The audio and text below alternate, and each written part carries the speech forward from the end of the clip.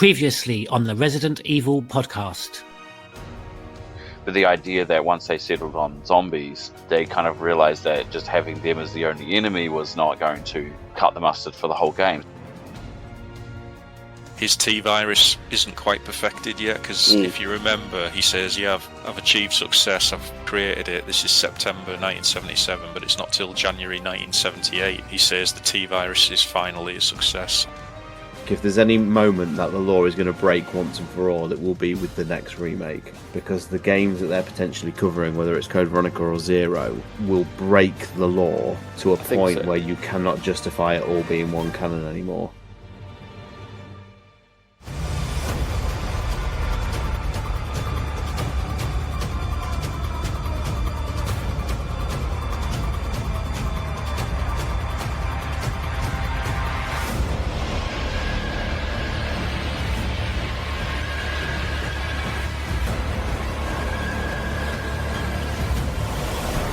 The Resident Evil Podcast. Hello and welcome to episode 109 of the Resident Evil Podcast. Slightly less complicated than the recent FIFA World Cup draw, but we are leakier than Sony's PlayStation Network Avatar logo department. I'm Nick, better known as Neptune. Let's see who's joining us today. As complex as the fusion between the T and the G virus, it stars TyranT. Good evening. Some say he's just a byproduct of the T virus. We say no, just a byproduct of the podcast. It's Rombie. Hello. Staggeringly successful, rich and handsome. All things we could have said had he not been killed in his own mansion. It's George Trevor. Hi, good evening. And our very special guest, now on par with the greats, just like So Solid crew, Romero done, it's Brandon Salisbury. Hey everyone, great to be here. Coming up on today's podcast, as the 20th anniversary of Resident Evil 4 draws to a close, and we've of course discussed its heritage, we're now going to talk about the impact it's had on the wider gaming industry. So regular listeners of the podcast will know we covered the original Resident Evil 1, 2 and 3 and its subsequent influence on games. We're now going to do the same with Resident Evil 4, because regardless of how you feel about the game itself, it has had a huge impact on the wider industry. So there's plenty of games that followed in its wake, and that's what we're going to be discussing today. We're also going to be looking at the news and a very special interview with Brandon Salisbury, who joins us to discuss the wonderful documentary which is now out and about everywhere and available in physical media. So I want to ask a few questions. We all want to ask a few questions, and as well as his upcoming projects. Do all the news and end with Neptune's biohazard quiz. But let's start with the news. Only one place to start, ladies and gentlemen. Resident Evil Requiem. Yes, only 24 hours ago, the new trailer dropped live at the Video Game Awards after a very poorly managed reveal of Leon S. Kennedy. He's back in Raccoon City, and he's back in Resident Evil 9. We saw new clips, new highlights, and most importantly, teeny tiny little bit of gameplay. The question is, of course, has that got everyone excited about Resident Evil 9? Are we on the hype train? I'm going to have to come with Stars Talent first. Go. You've been through the ringer on our Discord. So just give a brief timeline of where I am with the series. As everybody knows, the remakes don't really... I appreciate the remakes as games, but it's not really the direction I want to turn the series. I want to see the series going. And so when Requiem was announced with the new protagonist, connected to the Outbreak games, it's all really cool and very, very excited. And then gradually all the rumour mill starts, and you hear that Leon's going to be back. And I must say, this is no slight against Leon, but he's probably one of the most least interesting characters I would want to see in a game like all these years on, because I tend to think we kind of know what he brings to the table now in terms of gameplay and whatever. Like, I'd much rather, I think, have seen Jill in this kind of environment, or Sherry, you know. So when all the Leon rumours were coming out, I was like, oh, okay, that already kind of implies the direction we possibly fear this is going to go in, because, you know, from the outset they've been saying, oh, it's going to be a game that focuses on real horror. You've got a very inexperienced protagonist that we're going to play as, kind of like, you know, what we had with Ethan in 7. And then obviously the reveal happens, and you kind of go, okay, it's definitely happening then. And then the trailer comes out, and prior to the trailer coming out, there'd been a really, really good image that had come out as part of the PSN leak thing, the error glitch, whatever you want to call it, which showed Leon standing above the Welcome Leon sign, which is all burnt and torn and stuff like that. And I found it a really fascinating image because to me it carried the weight of like his 30 years of battling these monsters. And I thought, you know what, if they're going to explore this sort of trauma angle of Leon and how it's basically changed him over the course of these 3 decades, from that, inexperienced rookie to seasoned professional, but at what cost to his soul kind of thing. I thought that's really, really interesting. And then by the end of the trailer, we've got spinning kicks and chainsaw finishers, and it's like we're back in Resident Evil 6 again all of a sudden, to the point where even people have put the animation side by side of the spin kick in RE6 and Requiem, and they're identical. It's just oh my god. But gradually, as I've rewatched the trailer, I will say yesterday in particular, I had a pinch, the pinch that I haven't felt for a long time, which is a genuine excitement about a new original title. And I never get these with the remakes, and I never get these bursts of just pure like spasms of excitement that you occasionally get for that, and only a new game can give someone like me. And so with the promise of the girl on the over the communications, because with like I've been waxing lyrical now for about 48 hours, I'm 99% certain the voice on the communication is Eden Regal, who played Sherry in RE6. And I'm telling you now, if she's back in this, she's a coming. Just stamp it Game of the Year already.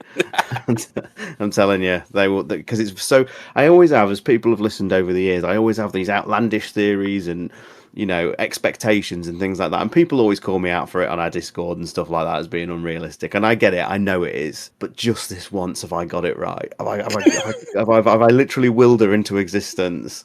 And if I have, then that's what I'm could be very, very much looking forward to in this, if she's back in some sort of capacity, support capacity, whatever. Not where I'd like to see her.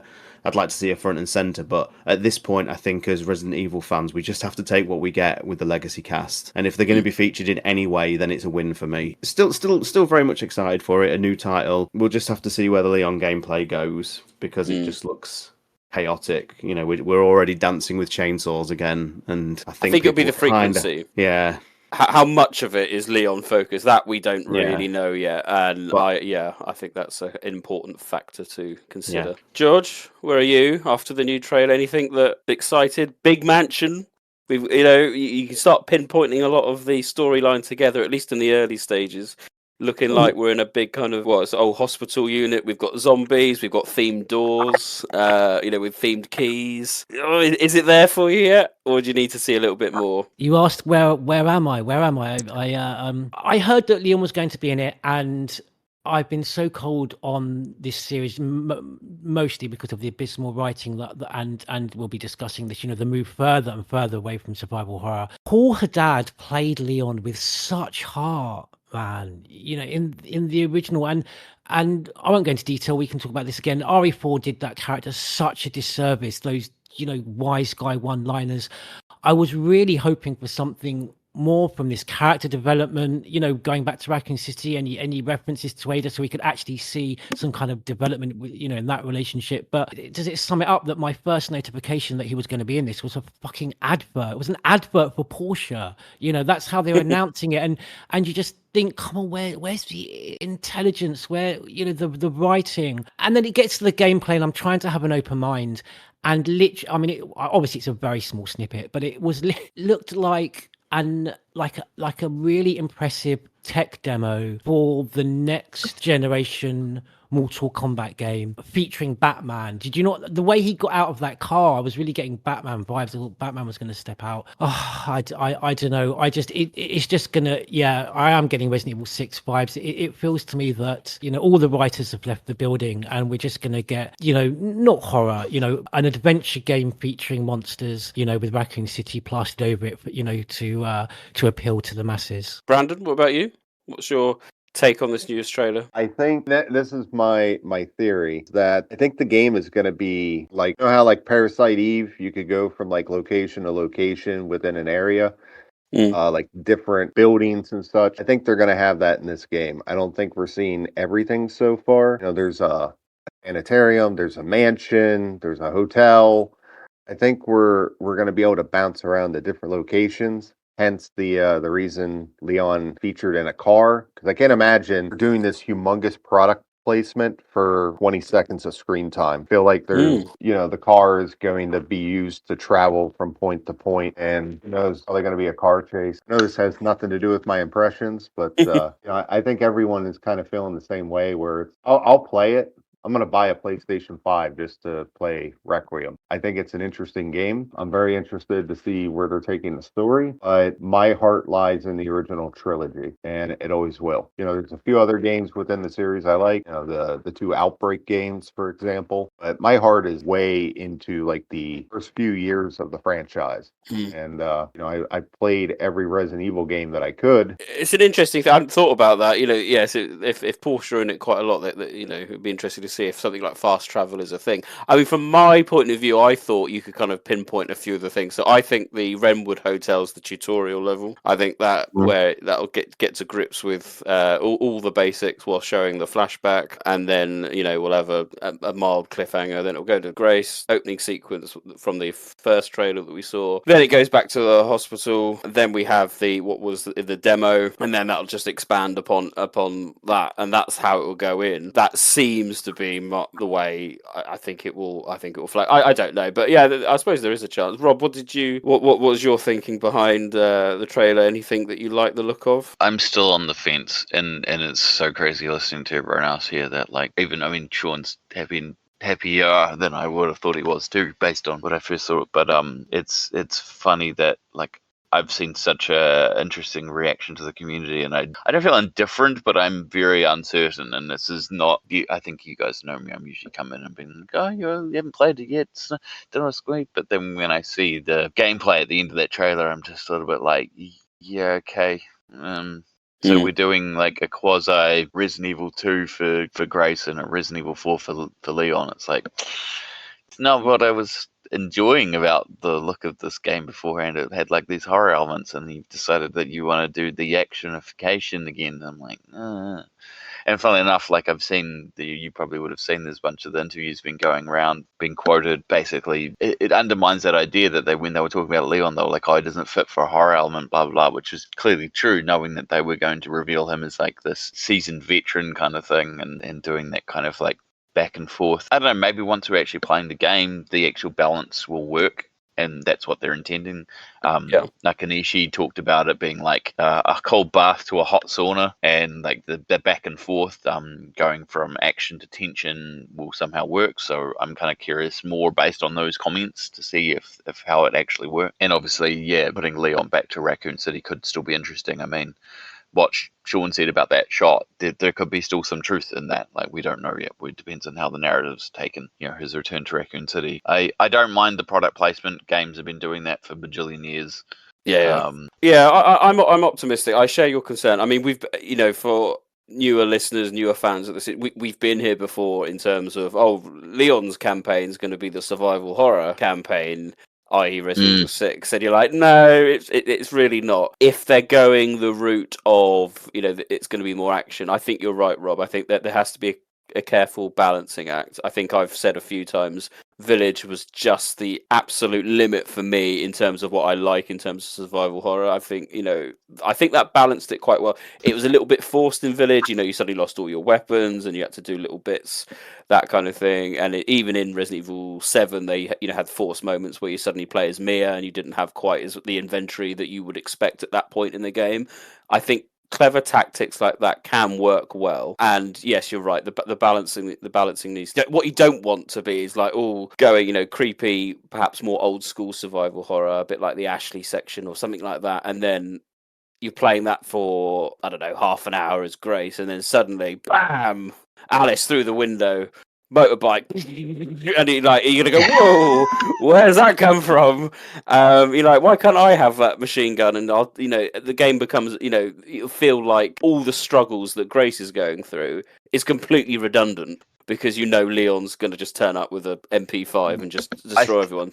I think that's the concern when you see stuff in the trailer of the two of them interacting and, him handing over guns and all that sort of stuff. It's like you get that element, but you're already showing that, which implies that Grace already has some support from Leon early on, which takes away potentially already that falling away that tension. I mean, yeah, putting 6 into the mix here, this is probably the most mixed I've seen people. I mean, there was a lot of people already on the fence about this game as it was, and now I don't know how many more of this have been convinced by this. Definitely less, because I've seen more people being like, this wasn't what I was expecting. I'm going to say one thing, and I think this might be the most controversial take, is that rumors or not about Leon, truth or not about Leon, people were acting once they saw the game with Leon in it as if that wasn't what they were going to get. I know that's crazy, but I think we all were well aware that if Leon was actually going to be in this game, like everyone was saying, that it was probably going to go down this path, so we shouldn't be shocked. No, I agree. The best thing so far is that it's generated a lot of theories, and this has been really fun. And you see the chat being generated across social media platforms, and there's little things like Leon looks to be infected, and there's images of him with his hands all gone, all crusty and horrible. What's that infection for? Is that a leftover from the Plaga? There's people and idiots like me going, "Oh, that's recanonizing Resident Evil Gaiden." All sorts, but that is fun, and that is what, regardless of how stupid they are, I think even on our Discord we've got a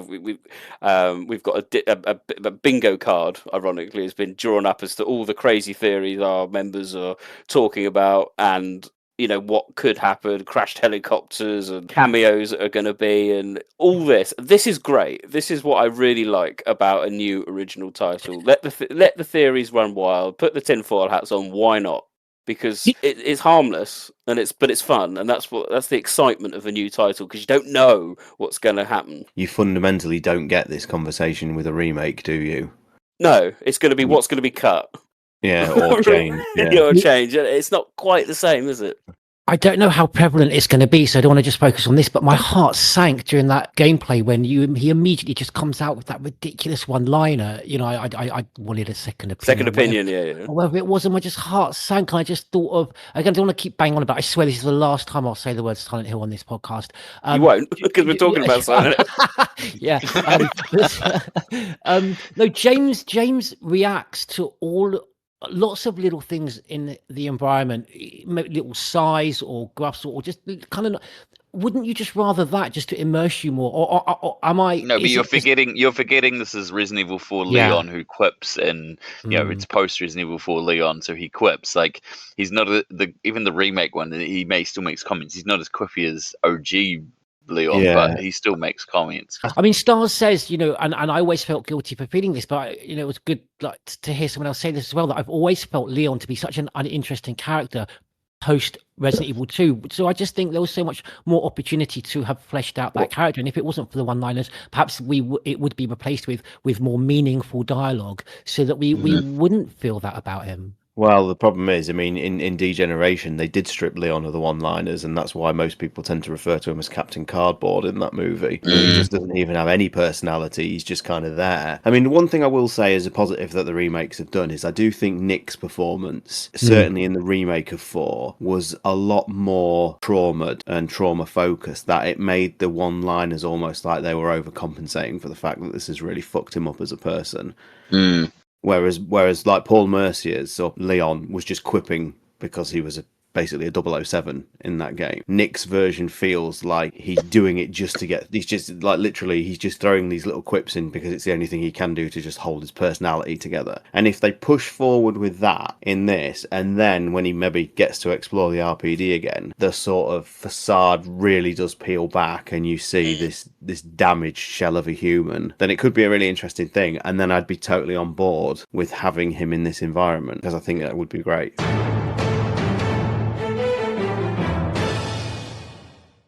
Right, we'll move on to some sad news with the sad passing of Jim Ward this week. Really sad news. For in the Resident Evil universe, of course, he voiced the original Jack Krauser from Resident Evil 4, so we send our condolences to everyone who knew Jim and his obviously friends and family. But yeah, I mean, I didn't know how widespread and his talent was as well. I love Ratchet and Clank series. I didn't even realise he was Captain Quark, because he's incredible as Captain Quark. And then to put put him and Krauser together. Wow, obviously a very, very talented actor, and sad time. Honestly, as soon as I saw his name had come up, I was pretty shocked. And I remember reading a thing a couple of years ago where he had Alzheimer's, and obviously it had really heavy impact in COVID. And so I guess I wasn't too surprised that he had passed away at a still reasonably young age of 66, because he'd retired basically. But God, you look through his list and there's some very, very iconic characters, whether they're original games, remakes, him taking over things. Yeah, a lot of franchises: Diablo, Metal Gear, Batman. Yeah, as you mentioned, Ratchet and Clank. The Tomb Raider. I've just been playing the Tomb Raider anniversary game, and he turns up as Pierre de la Ponte, or I think it is the French guy who gets killed and halfway through. He's a slimy pain in the ass, and I wouldn't have realised it was him until I just looked up his credits again to confirm. Really prolific, and as you said, Nick, very, very mass variety of voices too. So.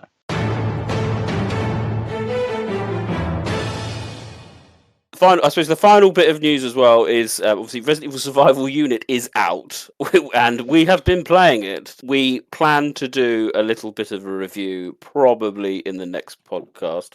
But in terms of the news, I think it's well over 2 million downloads since it started. So I think it's doing well. How much money it makes, who knows? But I've probably put in about most of my stuff's about up to level 8, and I'm reaching what I would describe as the wall of, it's basically telling me to pay money, and I refuse. So we'll leave it at that. But yeah, we plan to do a little bit of a kind of sub discussion review probably in the next podcast. But we will end the news with a quick shout out to Patreon as well. So if anyone is interested, you can join our Patreon, and we'd like to welcome our newest member, Johnny Wetzel. Thank you very much for your generosity, who's joined recently. Anyone interested, you can either go to Patreon and search for the Resident Evil Podcast, or you can go to our website and hit on that community tab. That does finish the news. We're now going to do our very exclusive, very special interview with our special guest, which is Bran. We're going to be talking about, of course, Resident Evil, the Romero documentary, and what's to come. He would not sell his soul just to get a film done. I think that they're buying you. The Resident Evil series exists because of him. He'll never be forgotten. Remember, he wrote, "When there's no more room in hell, I'll see you in Pittsburgh." George A. Romero's Resident Evil. Everyone's gonna die. So, welcome, Bran. Thank you very much again for joining us. Firstly, I want to say congratulations. When we last spoke on the podcast, you're close to it being completed. I think we had a bit of an early sneak peek in terms of what you had in store for us. It must have been a couple of years now, Rob, wasn't it? I can't remember. A while ago. But wow. It has been. Yeah. Since release, I mean, this has been something that, whilst everyone has known that Romero was involved with Resident Evil, whether it be the commercial and the planned movie, this has been a non-stop whirlwind of excitement with the documentary. The coverage has been universally loved, and now, of course, the Blu-rays coming out soon. I mean, it's just, you can't get away from it, and that's a positive, because the overall opinion has been so positive and reflected in your recent awards win as well. Yeah, it has been a couple years since I've been on the show, and this whole year has been, it's hard to describe. The best word I could use is surreal. To have close to 5 years of work come to this. I just expected to get this thing out there, just to share it with fans of George Romero, with fans of Resident Evil, with horror movie fans. And, honestly, the amount of people that came out saying that they never even knew George was involved was encouraging, that it was the right choice to do the documentary. Just to take something that had a lot of information across a variety of sources and put it into a visual medium instead of reading, forum pages, wiki pages, and actually put it into something that you can watch and enjoy and now put on your shelf. I don't know. It was really neat. It was made by fans for fans. So to see the the amount of positive support, I think within the first week, I must have had hundreds of messages, across social media, private messages, email. It was everywhere. Text messages, people reaching out to me across social media saying how much they were emotionally invested in it, especially a lot of George Romero's fans. And it was something for them to show other people. For Resident Evil fans, they're able to say, like, here's why I like the games. And I think this is something that kind of visually explains, like, why we love these games. And then George Romero's fans coming and saying that, finally someone was able to sort of package together why they love George Romero. And then to get an award, to win a Fangoria award, I never thought I was winning that.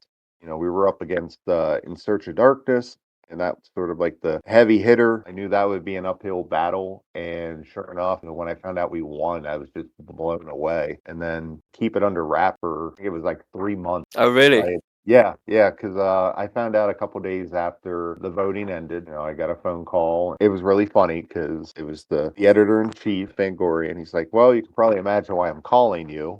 Well, I doubt you call the people that didn't win. So I'm guessing I won. Amazing. And, yeah, we had to keep it under wraps for like 3 months, and that was very hard. There was a few people that were just begging me, like, I need to know, did you win? I was like, I don't know, man. I don't know. I'll find out when you do. And then afterwards, they were watching the acceptance speech, and they're like, well, obviously you knew because you didn't just record that today. Ruins the fun.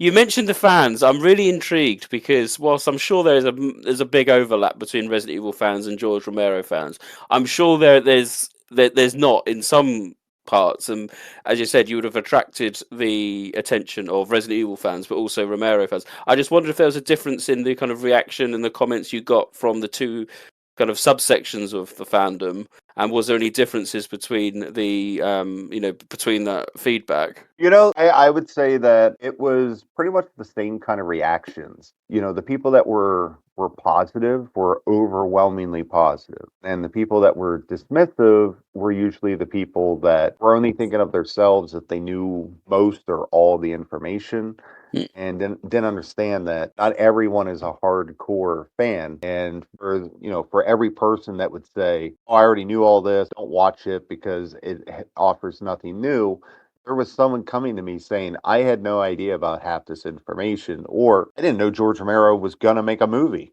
And then they would be, for them, this was a piece of media that took everything and packed it into one experience so that you kind of know everything. There were a few people that didn't like the fact that I covered the history of the video games. And then I would have someone come up to me and say, I don't know anything about the video games. And then they would watch the documentary and say, I now know why this game is important. I mean, you're always going to have, negative comments. But overall, the reactions were overwhelmingly positive.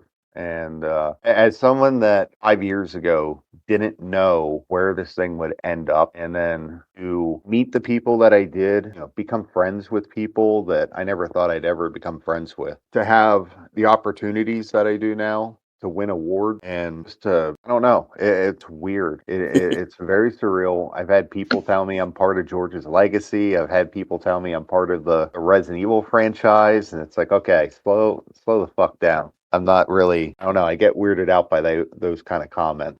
Weird Good stuff. Like I'm completely blown away. Looking back over the 5 years, then what's been, I mean, it's probably a standard question you might get asked, but what's been the kind of highlight in terms of either the production process, the release of the documentary? What's been the crowning moment you felt when you look back and go, that was it? That was when I knew it was all going to come together, or that was the moment I thought, oh God, how am I going to overcome this? What was the bit that sticks out in your mind? Okay, I'm going to try and hold myself together for this. My crowning achievement for the last 5 years was getting interviewed by Rue Morgue magazine, and it ended up on the cover page. We were the cover. Wow. And I made a post about it, and my father called me, and he left me a voicemail telling me how proud he was, and he wanted wanted me to bring him a copy so he could read it. He passed away 2 weeks before I got nominated by Fangoria, and I still have that recording. It just meant a lot that I did something that that he was very proud of. Sorry, man. I didn't mean to bring up anything, but I mean, what a lovely kind of memory, and what a nice thing to look back on and go, he's seen that you've done something that is so passionate for you.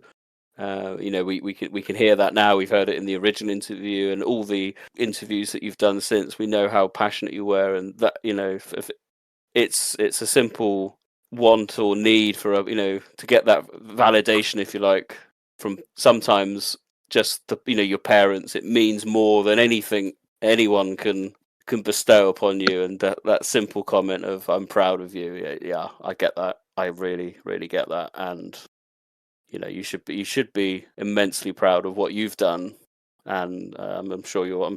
Well, we know, and that's the beauty. That's the beauty of it, I suppose. In the saddest times like this, you know that your father was. So yeah, that's lovely. Yeah, thank you. Yeah, it was a good time. Like I said, the whole experience was just surreal, and overall the production went well. It was like the legal clearances. It was like, oh shit, we got to change some stuff, we got to cut stuff out. There was some really cool information we had to cut out, and then there was some last minute stuff that we had to do 3 days before the due date. We're like 11th hour, begging, pleading, trying to like get whatever we could, replace some of the sections that needed replaced. There's a few things in the final cut I was just never happy with, but it's like, oh shit, we got 3 days to deliver this thing per the contract. We didn't want to miss out on that. So there is a distributor was actually really overjoyed by the response, and they actually ended up giving us money to go back and film like a bunch of new material. So we went and got more interviews and like got new footage to kind of replace some stuff I wasn't really happy with. We have I can't say too much. There was an offer that came in. We're going to explore that offer, and we're pretty sure they're going to want something exclusive. So we're going to go back, do a director's cut. I like to call it the vanity cut. It's just like go back, replace some of the stuff that I just didn't like. And, I did listen to a lot of people's feedback on like things that they didn't like, and we're going to address all that.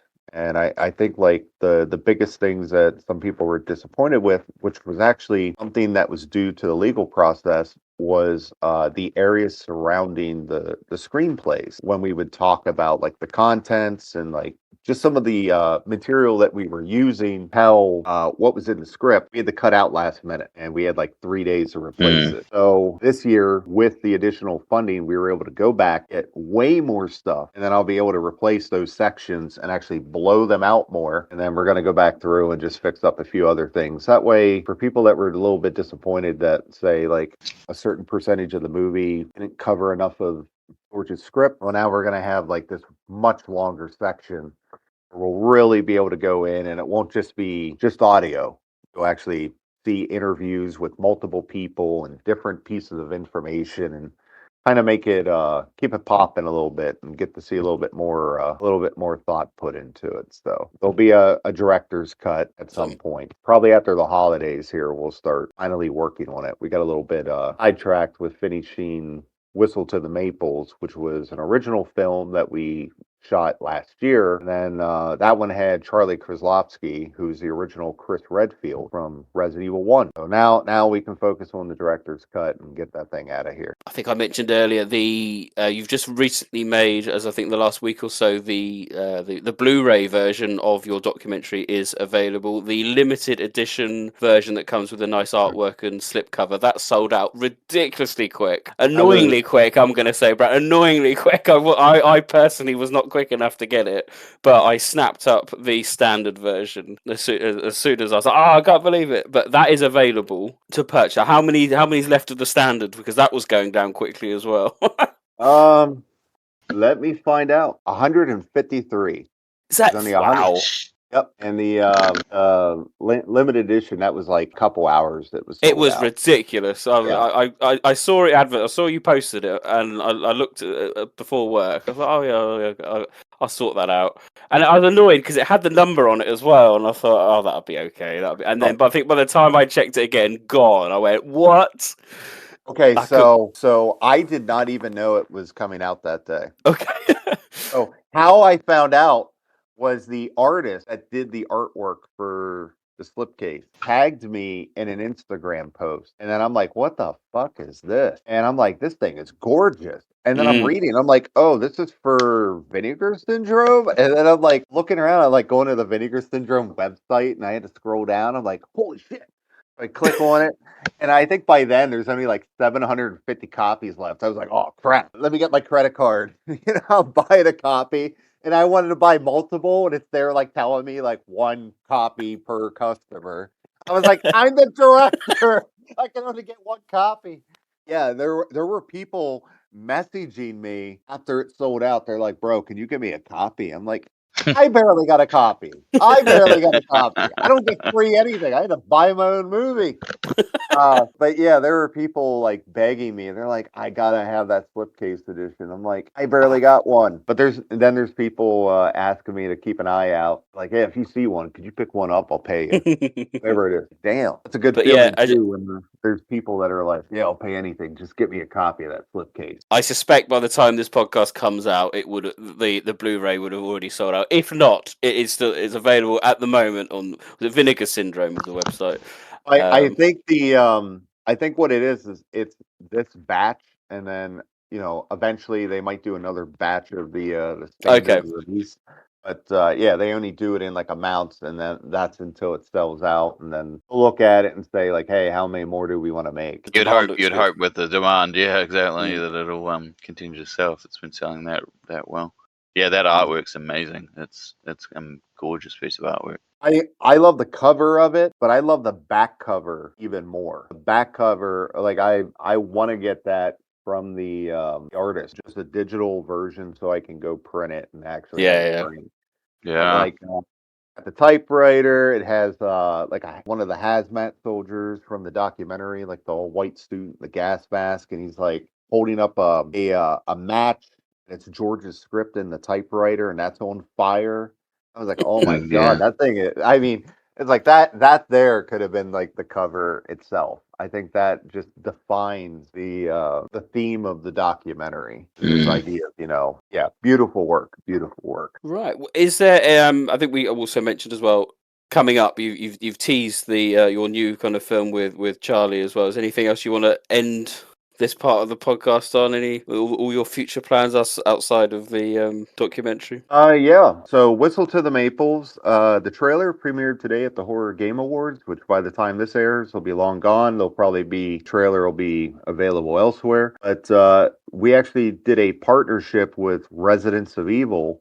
To kind of come together and get this thing released. They were supporters of the film. They love the fact that Charlie was in it. Obviously we have a relationship with Residents of Evil because of the documentary. Co-host JJ Trulock, he's one of the interviews, and then some of the people from Residents of Evil worked on the documentary with me. So we already had this like really good relationship, and Residents of Evil, while they do fan films now, they've been looking to get into original film. So this was a way of kind of, testing it out to see like, hey, is there an audience there? There's a finished horror film. And then we've already started discussing the idea of, can you translate survival horror gameplay into live action? Not just the idea of making a Resident Evil film, but the concept itself, the same feeling of running around a isolated, claustrophobic location, minimal cast, locked doors, finding items to solve puzzles, finding documents that piece together the backstory, finding resource management. like little items here and there to survive. Can you take all those pillars fans love about survival horror, translate that into live action, and doing it as an original story rather than relying on an established franchise so that you can create your own ideas and put them out there as film. So there's been some discussion with that. Probably one. Sorry, Brad, I just wanted to maybe Yeah. jump in, just quickly ask you, in listening to the way that you describe the genre and translating it to film, how do you feel about the suggestion that maybe found footage would be the best way to kind of put across that feeling, that very intimate feeling that you get when you're traversing, say, the Spencer Mansion in the way that you've just described, do it, in a found footage kind of format? Found footage by itself is really tricky because I think it could be done, but unfortunately, it's been burned out so much. I think found media, analog horror, what do they call it? Like unfiction, those kinds of things where there's a lot of stuff that goes on now where it kind of passes just the idea of found footage. I could see something like that in a possibility, but I don't think there's a really good market right now because of it being saturated for so long of bargain bin attempts.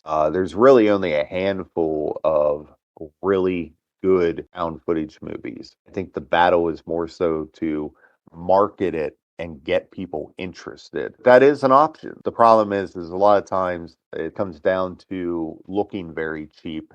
And I think some people overdo the analog, or they just don't do it enough. They don't really sell the fact that it's supposed to be analog. Something to explore.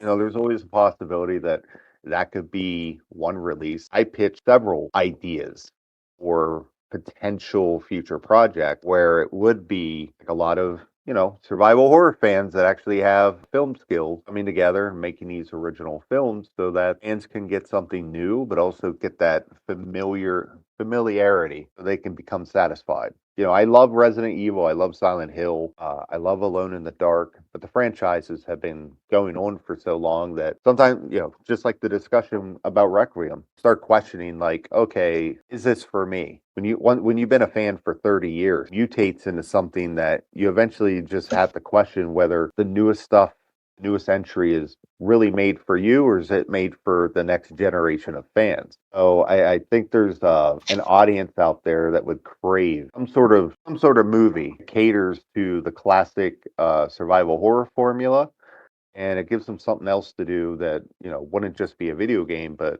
something that they can watch and enjoy in a different way. Beyond that, one of the opportunities I had through the documentary was getting the rights to the horror video game Faith the Unholy Trinity. That's a really wonderful indie game that I fell in love with, contacted the creator, gave him like a 30 or 40 page pitch deck, and apparently beat out some Hollywood producers to get the right. So we're in the middle of getting the script written.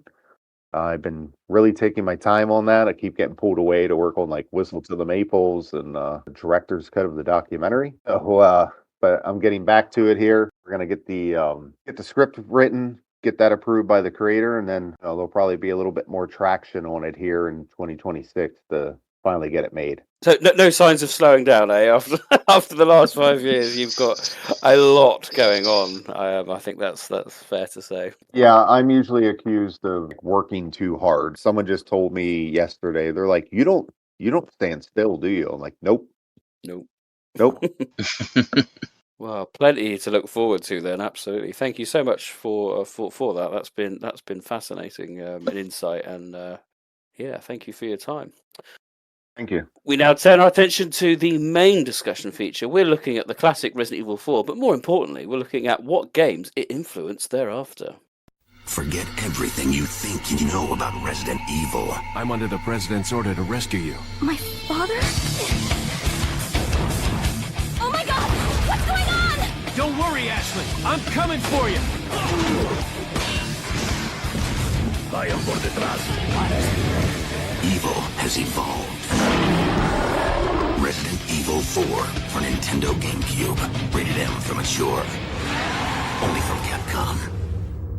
So welcome one and all. As a reminder, we are looking at Resident Evil 4's influences. Of course, as I think we discussed in our kind of general happy birthday podcast of RE4, this game transformed the wider gaming market. The darling of the Resident Evil series for sure, a masterpiece heralded by so many, and unsurprisingly many thought to, I say copy, but at least follow suit with the formula that worked so well for this game. And a bit like what we did with the original trilogy and its influences, here we're going to be looking at some games that we wouldn't normally cover, some recommendations, and how Resident Evil 4 particularly inspired this game, and is it something worth picking up in today's market? So it's an opportunity to, as I said, to discuss other games that we don't normally cover, and lots of games that I know members of the podcast have been wanting to discuss for a very long time. But I'm going to hand over to Rob, who's done a lot of prep for this.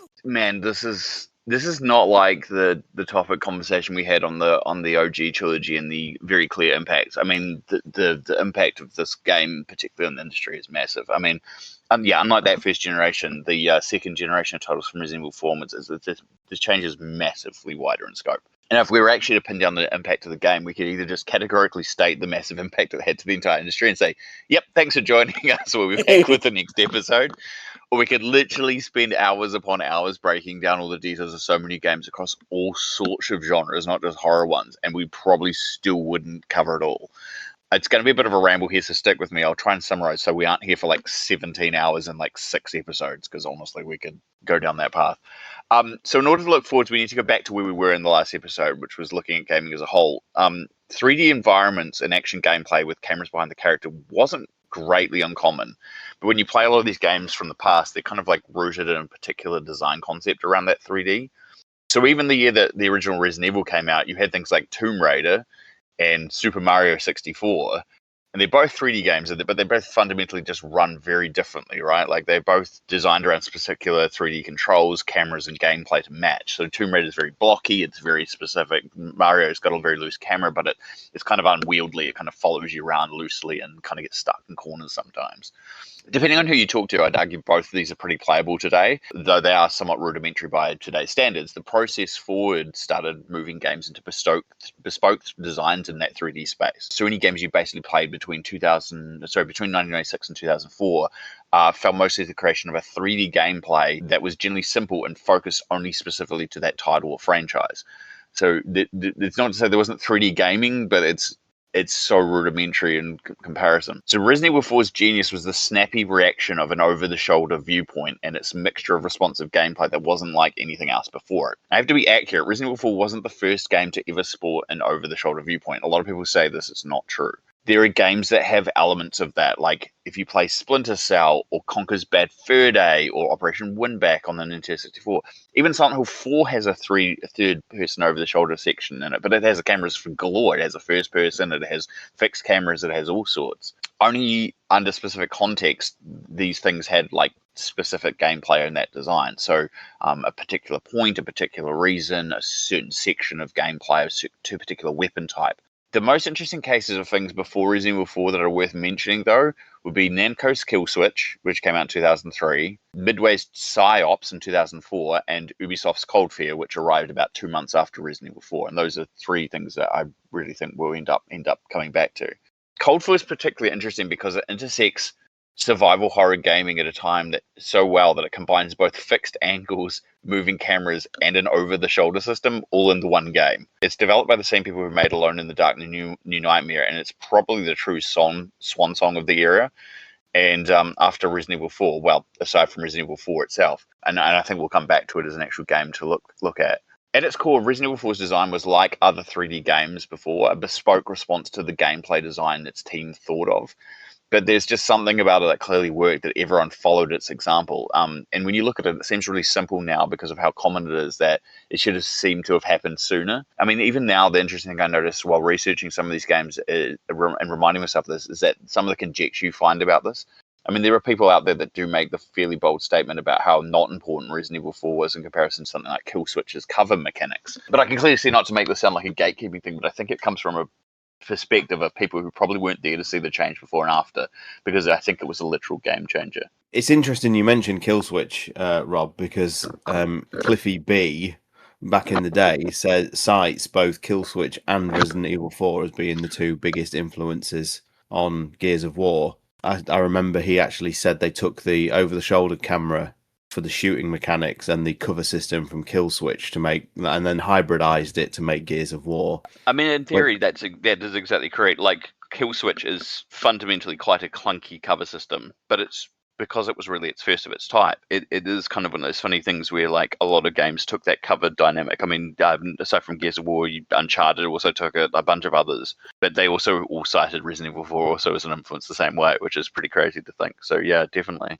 I do remember that he said that several times, I think. Something someone mentioned in the Discord was Illbleed on the Dreamcast. Yes, I mean, again, Illbleed.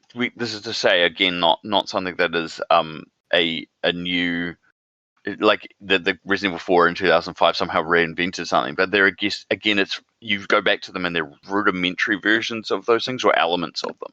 So Illbleed, for example, really has more to do with the traditional horror types games that Resident Evil was at the time, but it did have like a very different perspective, which was kind of like what we would modernize now as over the shoulder. It's kind of more centralized. I remember it being in the middle, but it was like, again, should have been. It's rudimentary, but it's definitely there as an influence, and I think that's definitely something worth mentioning as well.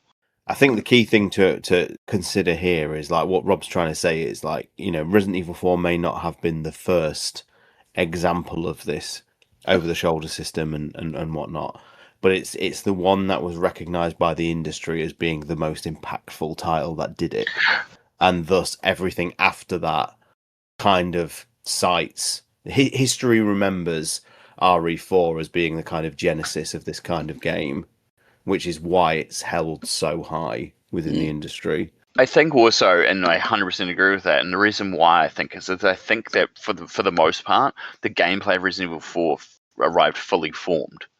Like that over-the-shoulder, snappy, arcade-like control scheme is fundamentally still what we use today. You know how like people go back and we say, there's a lot of people who go, I couldn't go back to Resident Evil 1 because of the tank controls. You never hear that about Resident Evil 4. Like there aren't people who go, except from George Trevor and me. Yeah.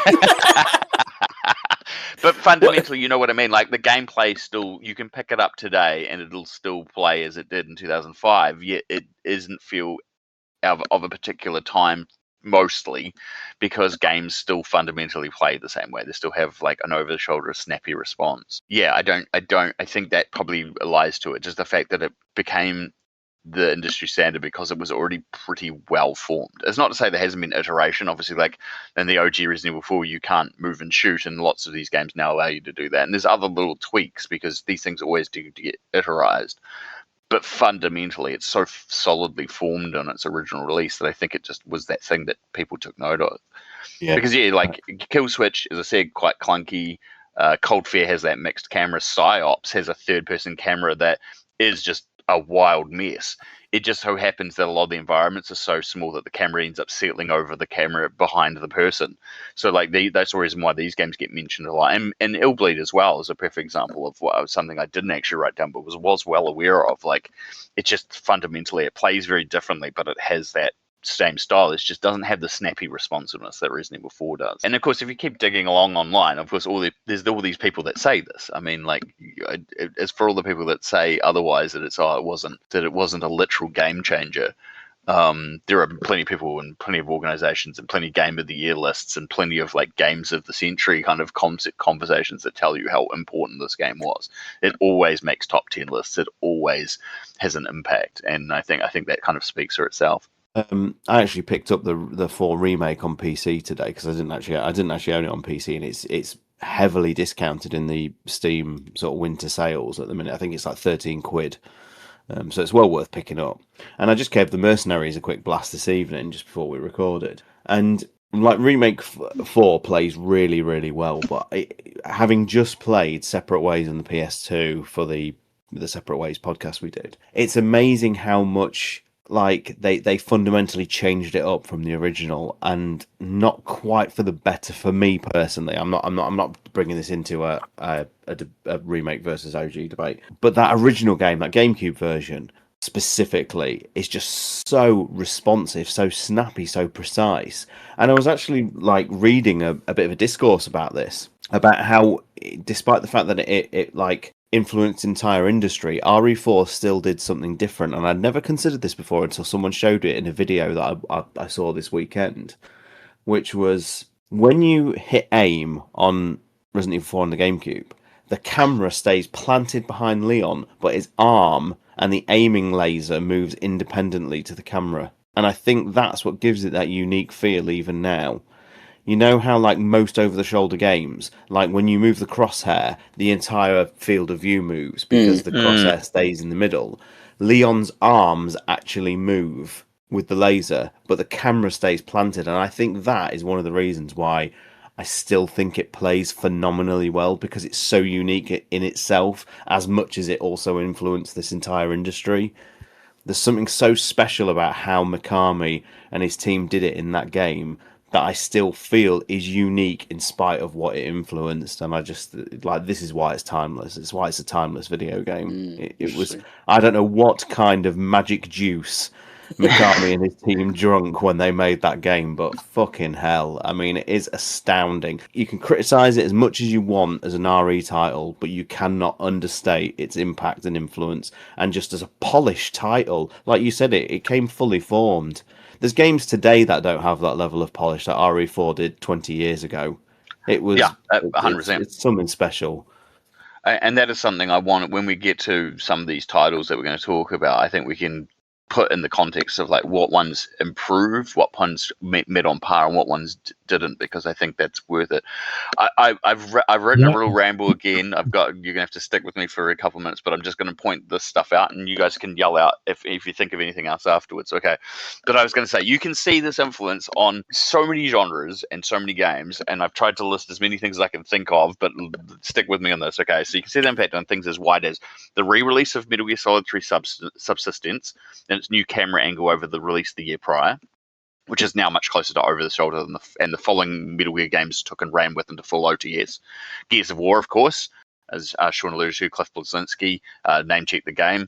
The cover system is greatly improved, but RE4 inspired action movement over the shoulder are taken wholesale with the cover system from Killswitch. Naughty Dog clearly took influence for Uncharted, and I've definitely seen a conversation with the two directors from Uncharted 4 talking about how they got to meet Shinji Mikami and talked about how much of an influence his games had on their design styles. Capcom themselves would take the style to other action games the company produced, like Lost Planet.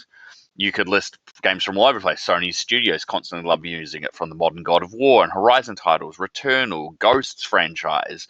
There are numerous tie-ins and licensed titles: Terminator Salvation, Bourne Conspiracy, Reservoir Dogs, Lost, The Godfather, Wanted, a number of James Bond titles, and even 50 Cent's video games like Blood on the Sand have all used it. There are far too many others to mention because the camera has an almost level of cinematic quality that puts you into the character's perspective, and I think that's one of the other key things, is like that the camera angle brings you into that world, and that means that games have a cinematic quality already induced with them, that you're always spending time being that character. Remedy's used it for Quantum Break and Control. Rockstar's used it for the movement and attack setups in Manhunt, as well as shooting gameplay for GTA 4, 5, and 6. The rebooted Tomb Raider franchise, EA's Mass Effect series, far too many superhero games that I couldn't even list them all. And everything that are played, things that are played all day, every day, like Fortnite. The impact of this camera angle, the snappy responsiveness, cannot be understated. And I hope that anyone listening to it is like not going, "Oh no, that's so overblown," because honestly, all of this traces back, like every bit of that lineage traces back to this release, and it's just crazy to think of how different the gameplay industry would be. The gaming industry would be with this changing gameplay. Like honestly, I forget about this. I could indeed just keep going on, and we've got more to talk about the horror, and I guess horror action is really where the biggest impact of Resident Evil 4 came, and I know that's to the detriment of people like George and also Bran, who really don't like that style, and I think that's very much worth pointing out too. But we should probably crack on with that. I've got a list.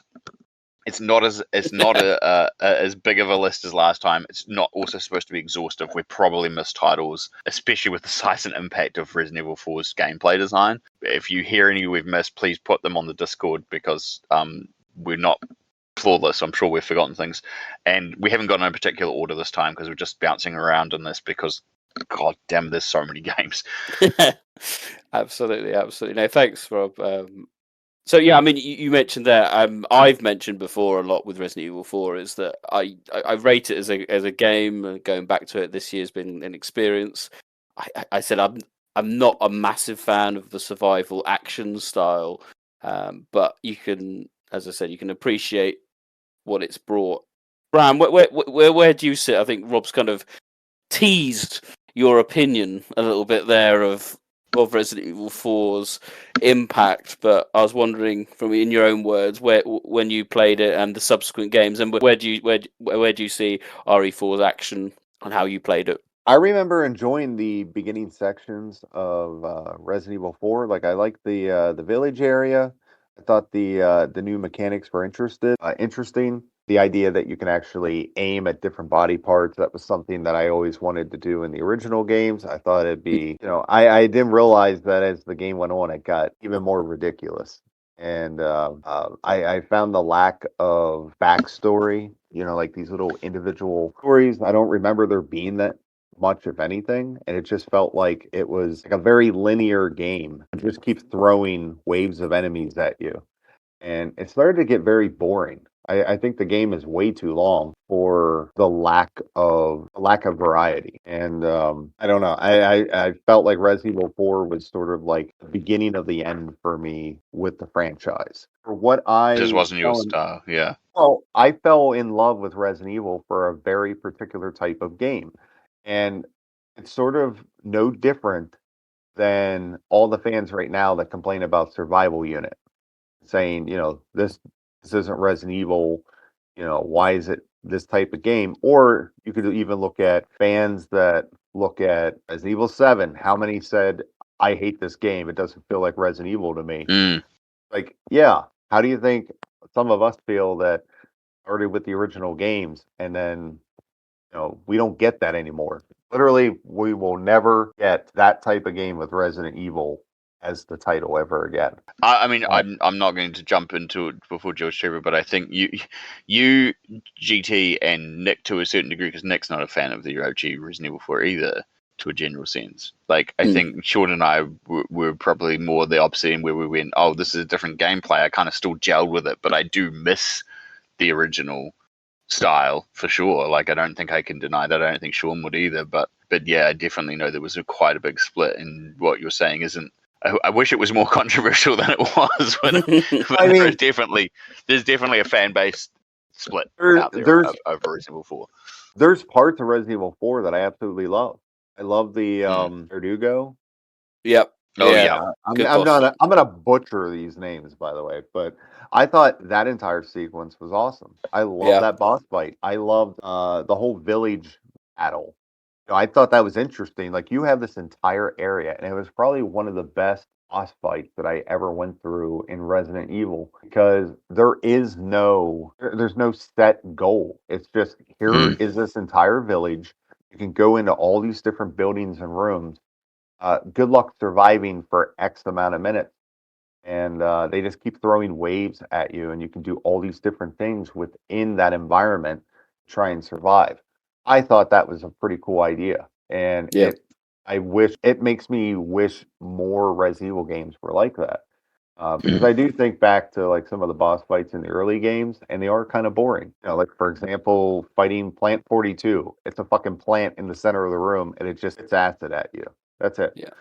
The sharks are just like, here, hurry up, run into the room, and a lot of them are just like very static areas, not a lot to do.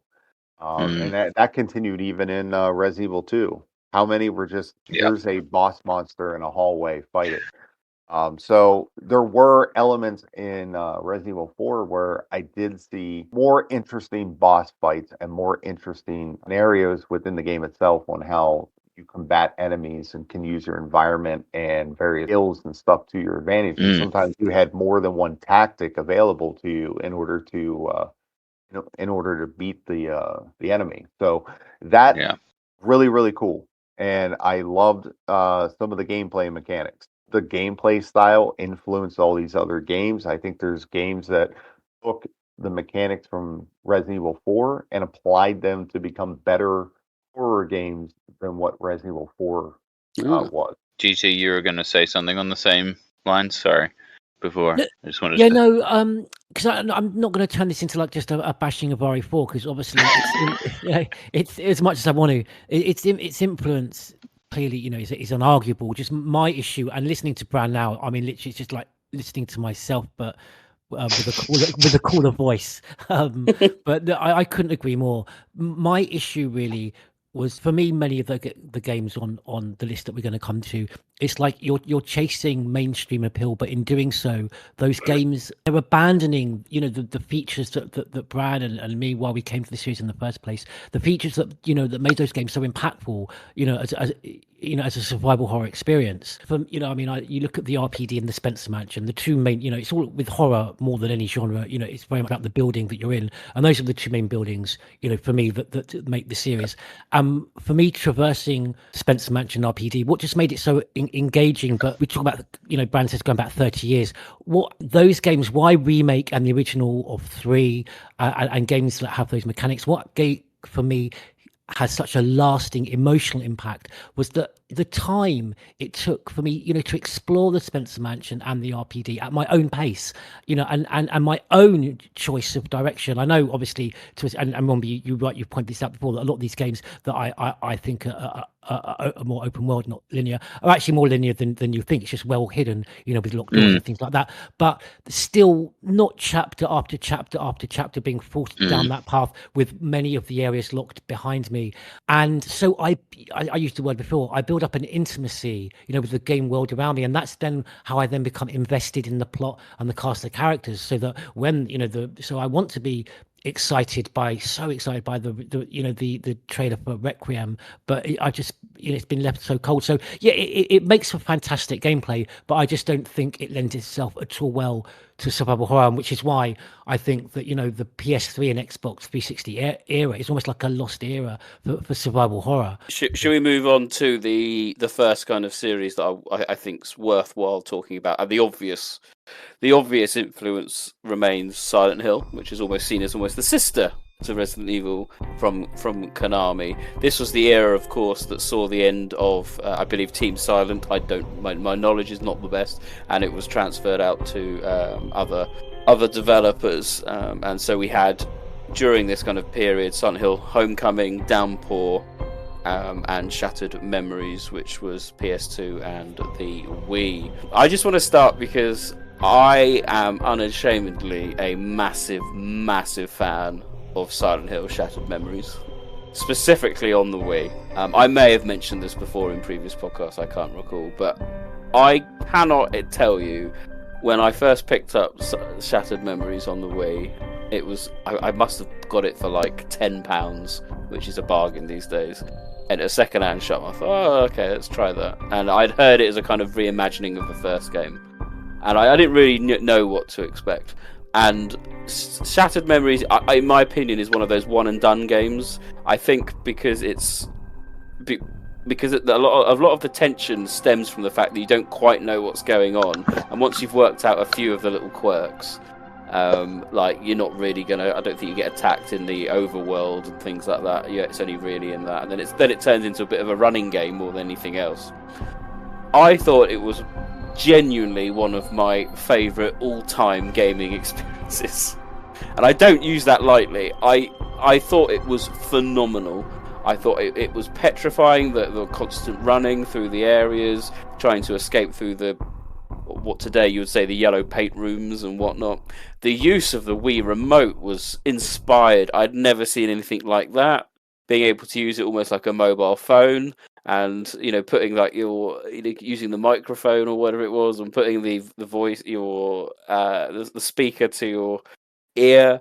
Being able to call random telephone numbers on the phone, like you can call 911. It doesn't tell you this. You can just do it, and then it will try and connect you to the police. I honestly, and the idea that you could, when you're in the psychiatrist's chair, that your answers will affect the game going forward, I thought was brilliant. I love it. I absolutely love it. I'll probably won't play it again for another 5 years, because I want to forget everything about it. I thought it was bloody brilliant. Yeah, that was it.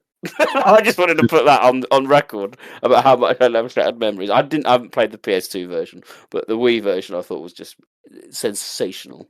I've still never played it. It never got an official. Well, it got a PAL Territories release, but it never got a release here in New Zealand. It never got imported, so I never saw it. Or if it did, it was in like such tiny numbers. I know it came to the Wii and then the PS2 and PSP. Yeah, and they go for absurd amounts of money now. Yeah, like not cheap. I think I saw a PS2 listing locally, and it was like several $100s. It's the PS2 version in particular is very rare. Wow, you can have my copy for $100. Is it on PS2? Is it on PS2 GT? I got the Wii and the PS2 versions. Yeah, in my little collection. Yeah. If you are gonna get rid of it, let me know. Simply, Silent Hill at this point was exactly as you kind of said. It was a post-Team Silent era, and the games were being outsourced to other studios. And before Shattered Memories, you had Origins. I had that as well. Yeah, and they started. Origins also kind of was influenced by this over-the-shoulder kind of third-person perspective, and you definitely feel the Resident Evil 4 vibes of having that camera angle, having the way you combat enemies being put into that display.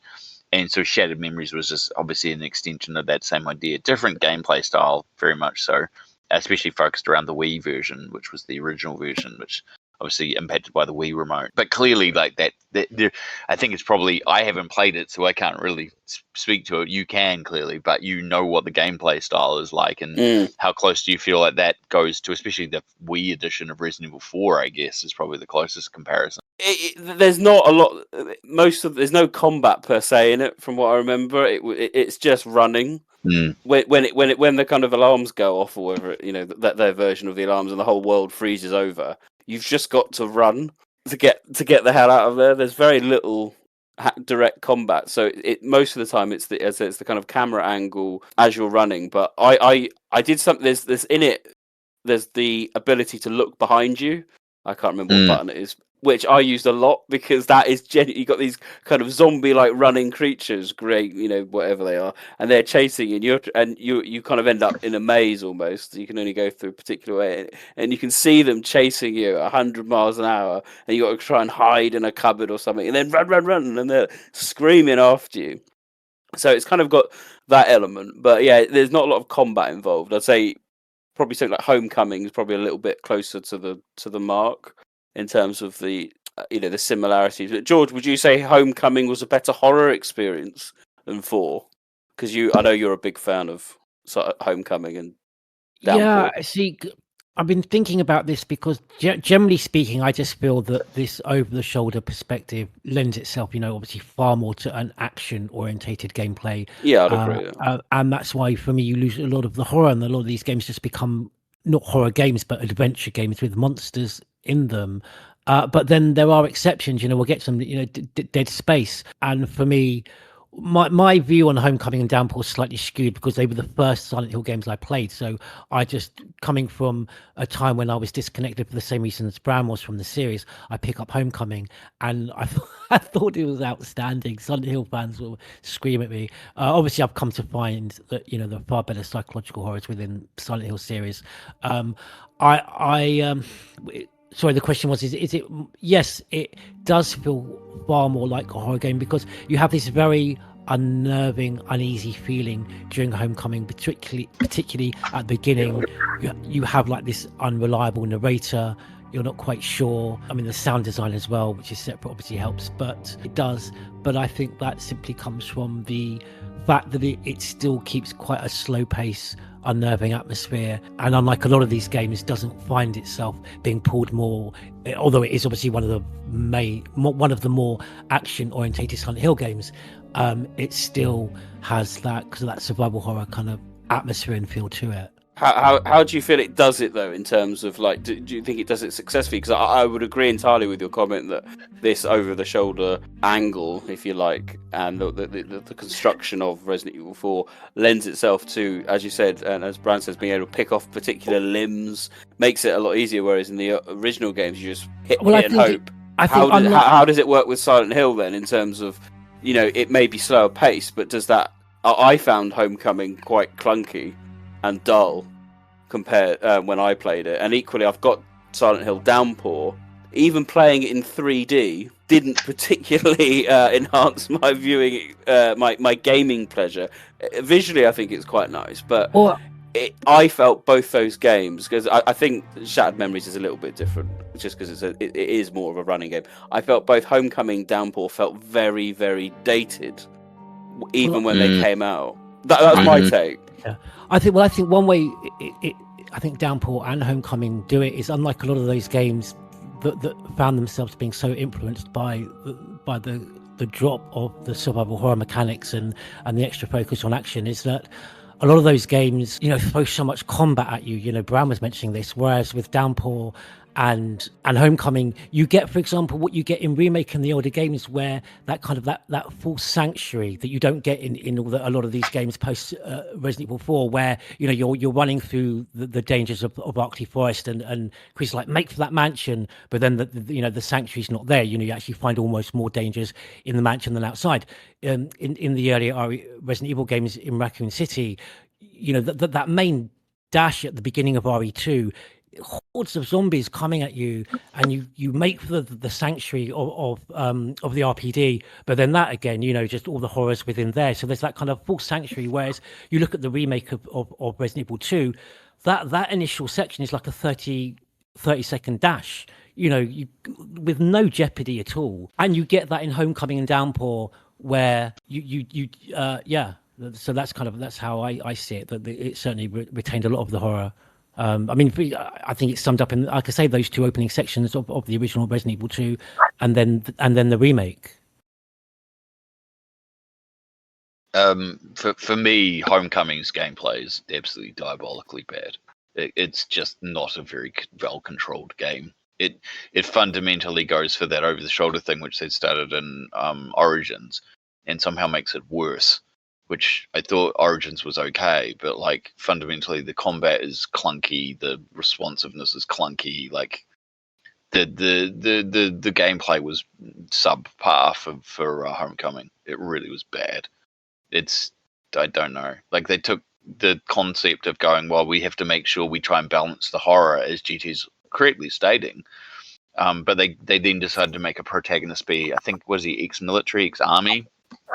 Special forces or something like that. And so they were like, he was, but spoiler alert. Yeah, spoiler alert. I was going to say, but that's the idea. But like, so to kind of justify that he was a little bit more combat ready than other Silent Hill protagonists had been in the past, and that's fine. I don't have any problems with that, but it doesn't work very well. It's a very clunky control scheme, and whereas I think there was improvements made in Downpour, I think Downpour has definitely got a much more. It feels a bit more truthful to the idea of an over-the-shoulder game, but doesn't hold back on being able to be scary from using that gameplay in a way to set up correctly. Like, there's some sensibility in the way that enemies appear and the way that combat is designed around limitations, rather than just wholesale throwing itself in like Homecoming did. Sean, did you play either of those? I didn't. My relationship with Silent Hill has been a weird one. I mean, I didn't even get around to playing the original Silent Hill 2 until around 2013.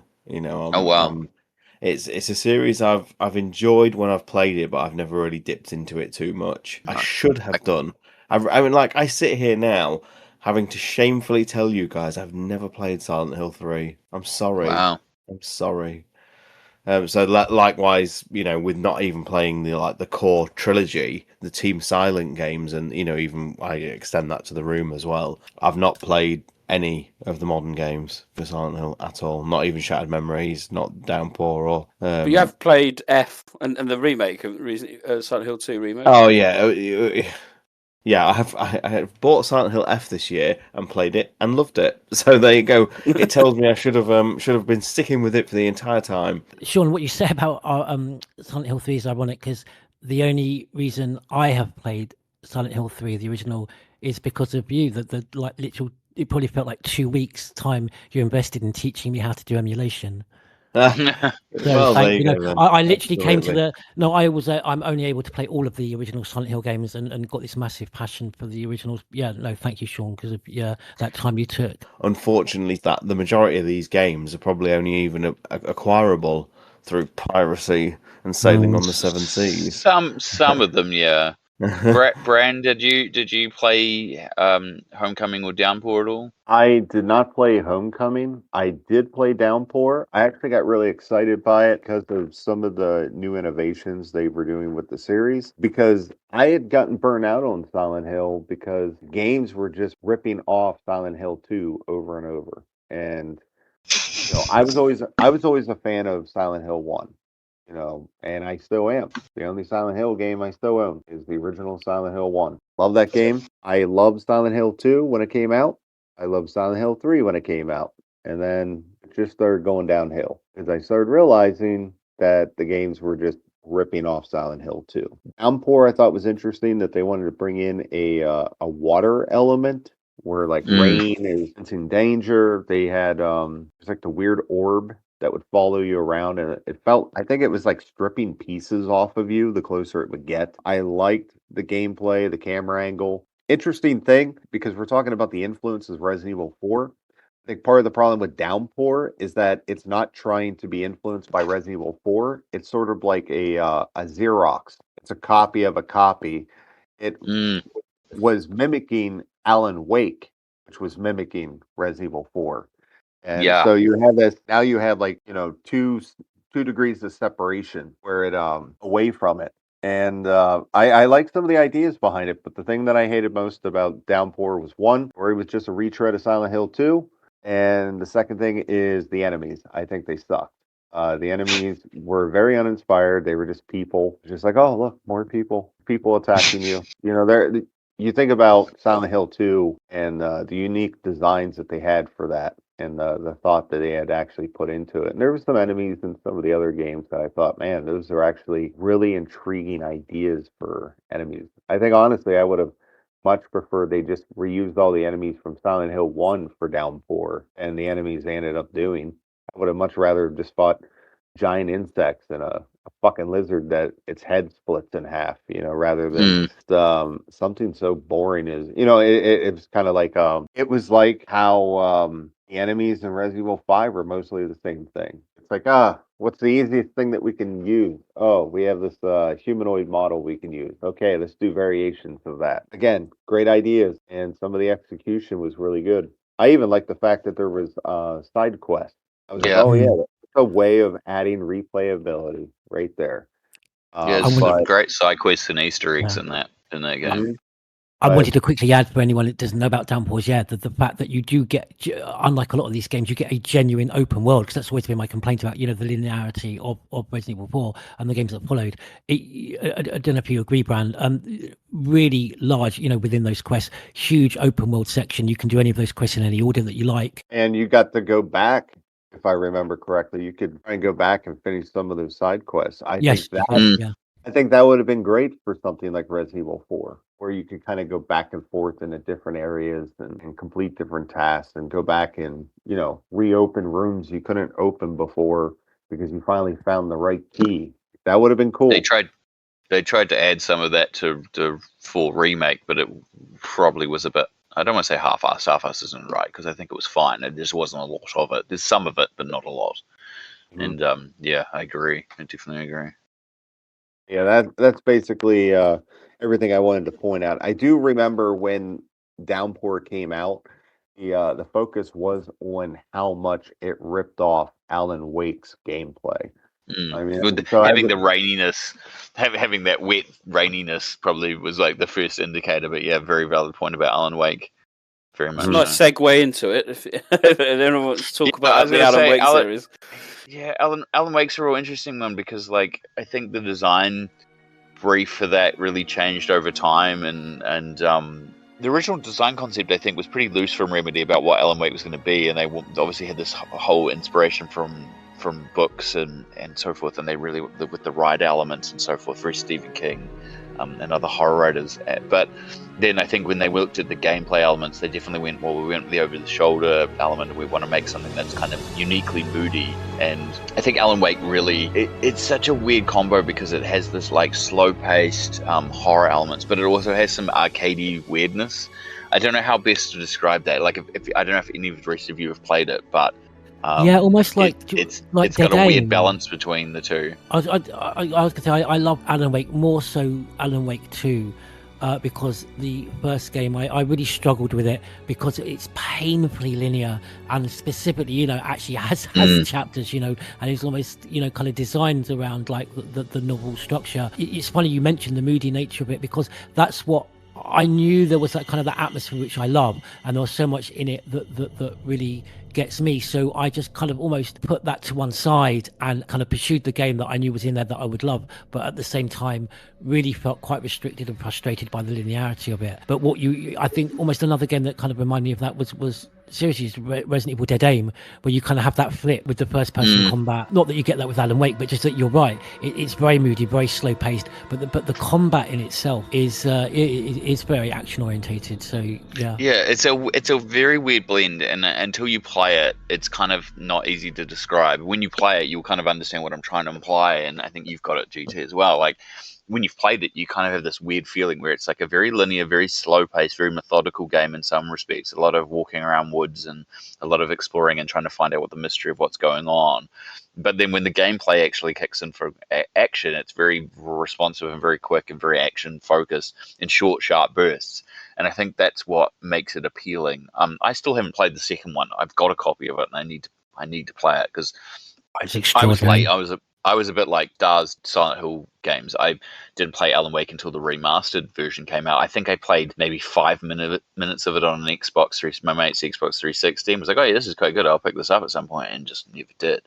So when the remaster came out, it was an opportunity for me to finally visit it and go, oh wow, I can see why this was well received in its time. And Bram was correct. Like, there's definite fingerprints of that game on Downpour, as much as there is the Resident Evil 4 basis behind gameplay within the action elements and the general over-the-shoulder camera that both games have, definitely. Sure. I can tell you, Nick, if you pick up Alan Wake 2 physical edition, it comes with Alan Wake 1 included. Oh, does it? How nice.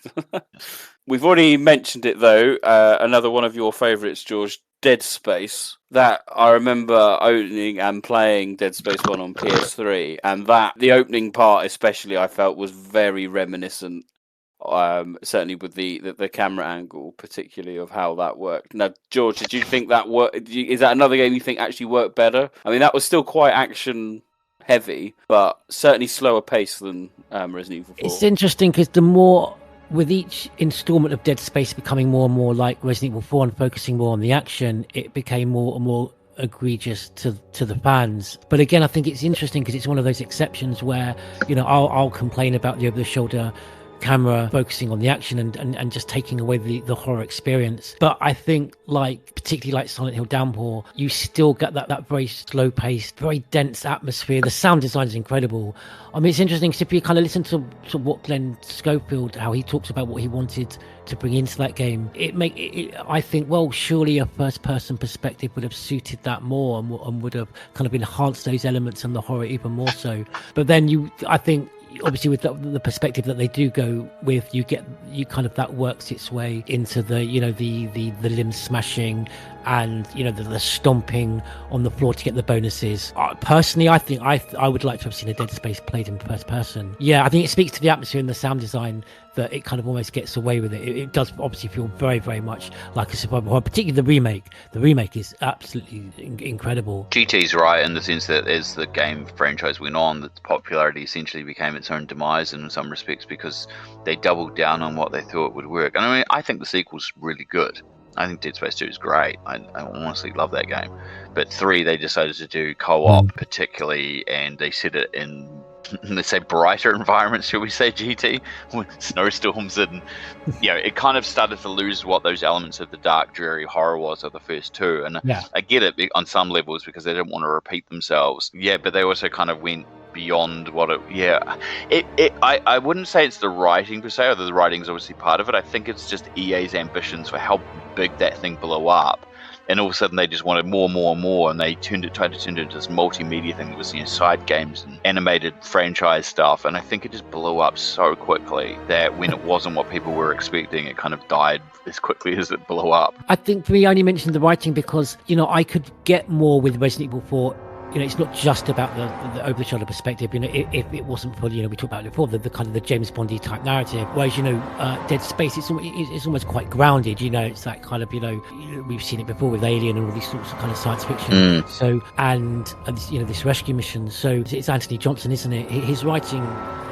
throughout the whole of the series and the comics from actually as well, the hardback graphic novels, is wonderful. So that kind of entices you to want to discover more and to investigate more.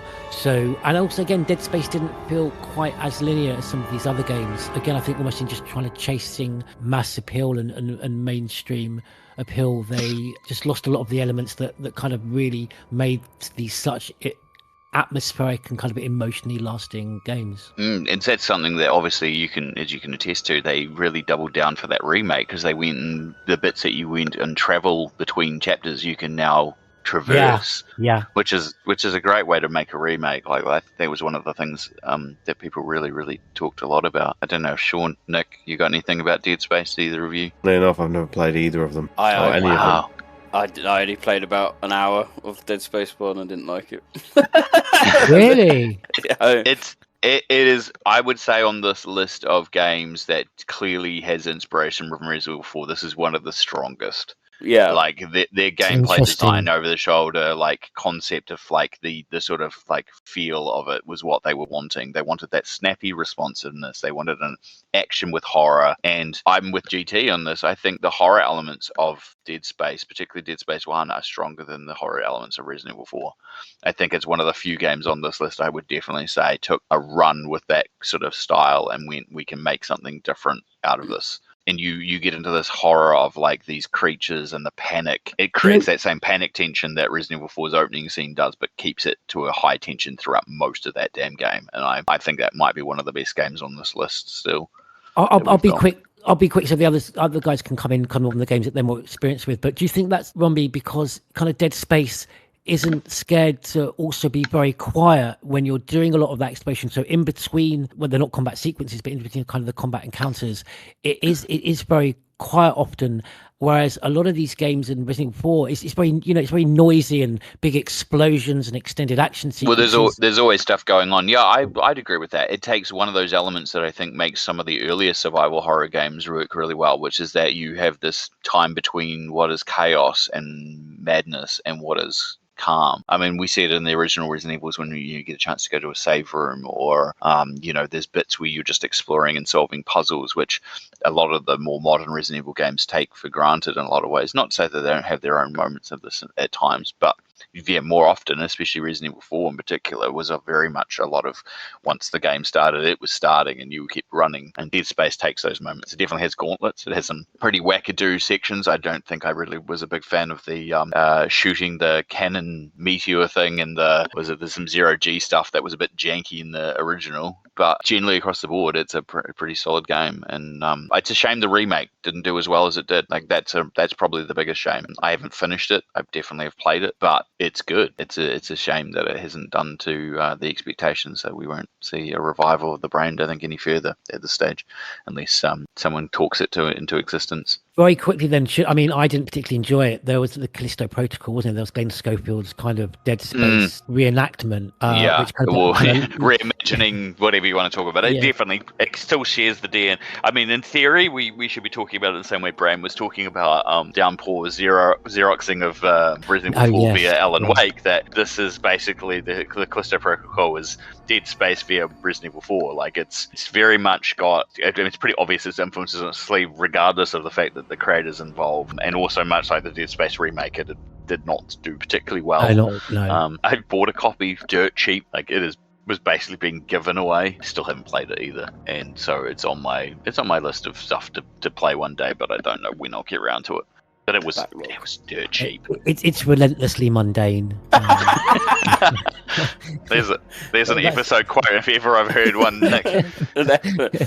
Okay, another popular kind of survival horror series that's emerged certainly since Resident Evil 4 has been the Fatal Frame series. And I know that's got very much a cult kind of following, and that's appeared on quite a few different systems over the years as well, including the Wii and PS3. I think it recently got a new remake's coming out. There's a new remake of one of the ones we're going to talk about, which is Fatal Frame 2. Yeah. Which I think Sean reminded me of this, that the Wii edition was OTS, and it is. I had thought this was still, so to back frame this, Fatal Frame originally was fixed camera, and a lot of the games have been 1 and 2 originally were, and 3 as well. And then they made a remake of 2 on the Wii, and I think maybe part of the control scheme, they realized it was easier to do an over-the-shoulder reimagining of this, like in this version.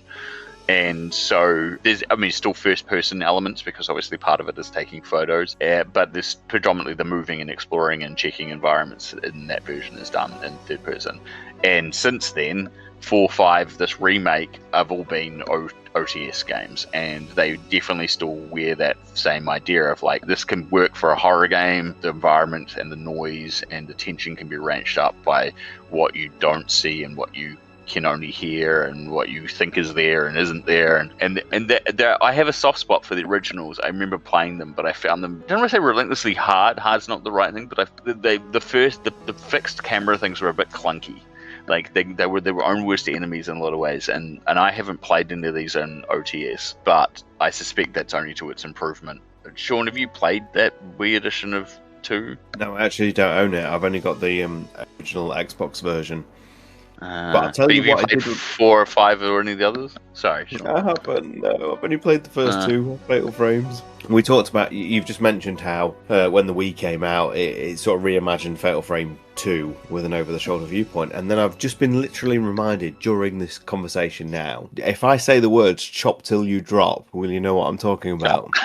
Yes. So, oh God, we did. This is not on the list, so this is a very spontaneous moment. For people who aren't aware, the original Dead Rising 360 game was reimagined with an over-the-shoulder viewpoint exclusively for its Wii version in a very special edition of the game called Dead Rising Chop Till You Drop. It was terrible, I seem to remember. I've never played it, but I remember the reviews really pushed back and rejected it, didn't it? But that is a classic example of how Capcom took one of their own titles and tried to add this RE4 flavour to it, and it just did not work. The irony of you saying that, and I should have definitely put it on the list, is it literally uses the Resident Evil 4 development engine for the Wii. Really? Oh, that's amazing. Yes. Yeah.